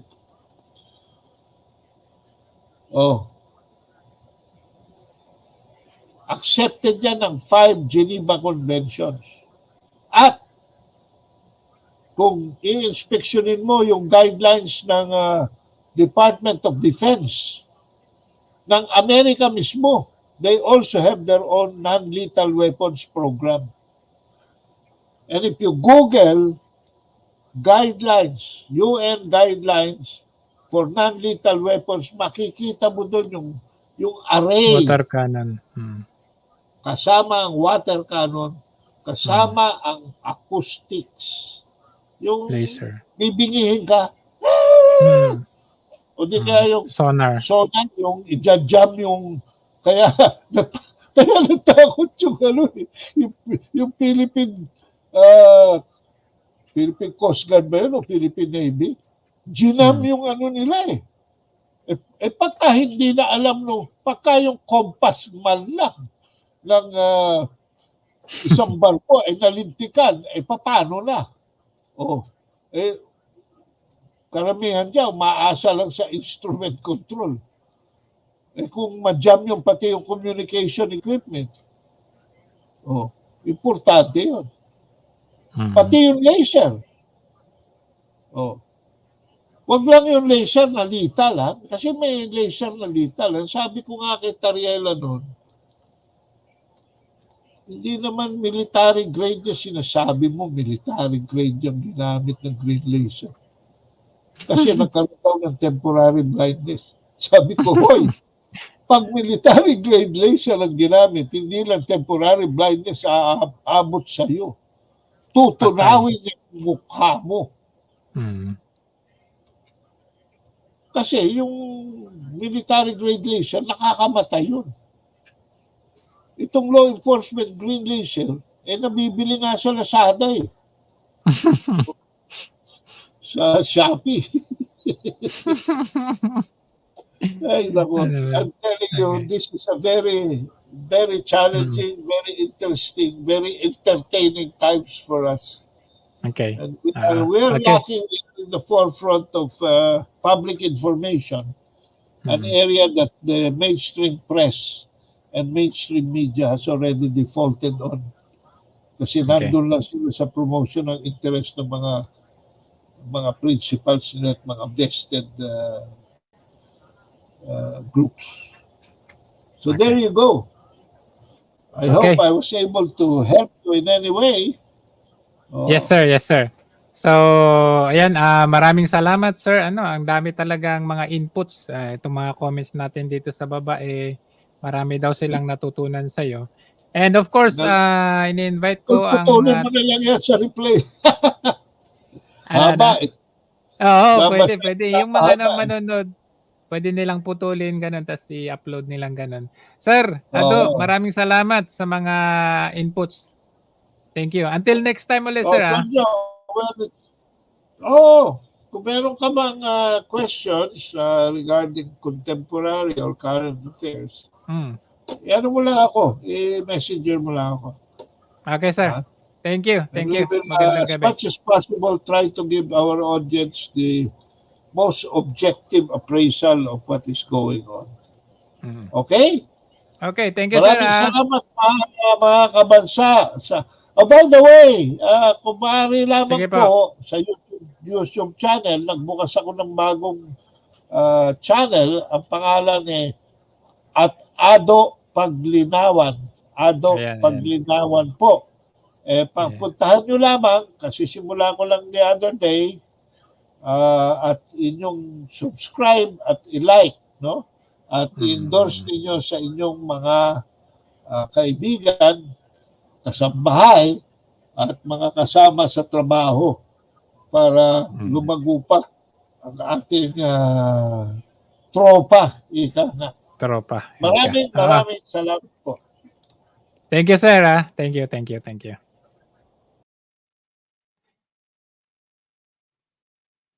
Ayan. So, ayan na, binaba ko yung channel ni Sir Ado. Baba ko ulit for the last time bago tayo magpaalam. Grabe, ang dami niyang mga magmula history hanggang sa contemporary. Grabe, ang dami. Actually, bitin pa nga. Actually, yung 3 hours na pag-uusap natin, parang di ko naramdaman na maboboard ka kasi talagang punong-puno ka, nakakatakam na mga impormasyon. So, dahil magtatapos na tayo sa programa natin, i-follow nyo siya sa kanyang channel. Ayan, binaba ko, ibaba ko uli. Kasi kaabang-abang yung kanyang mga ibinabahagi, no?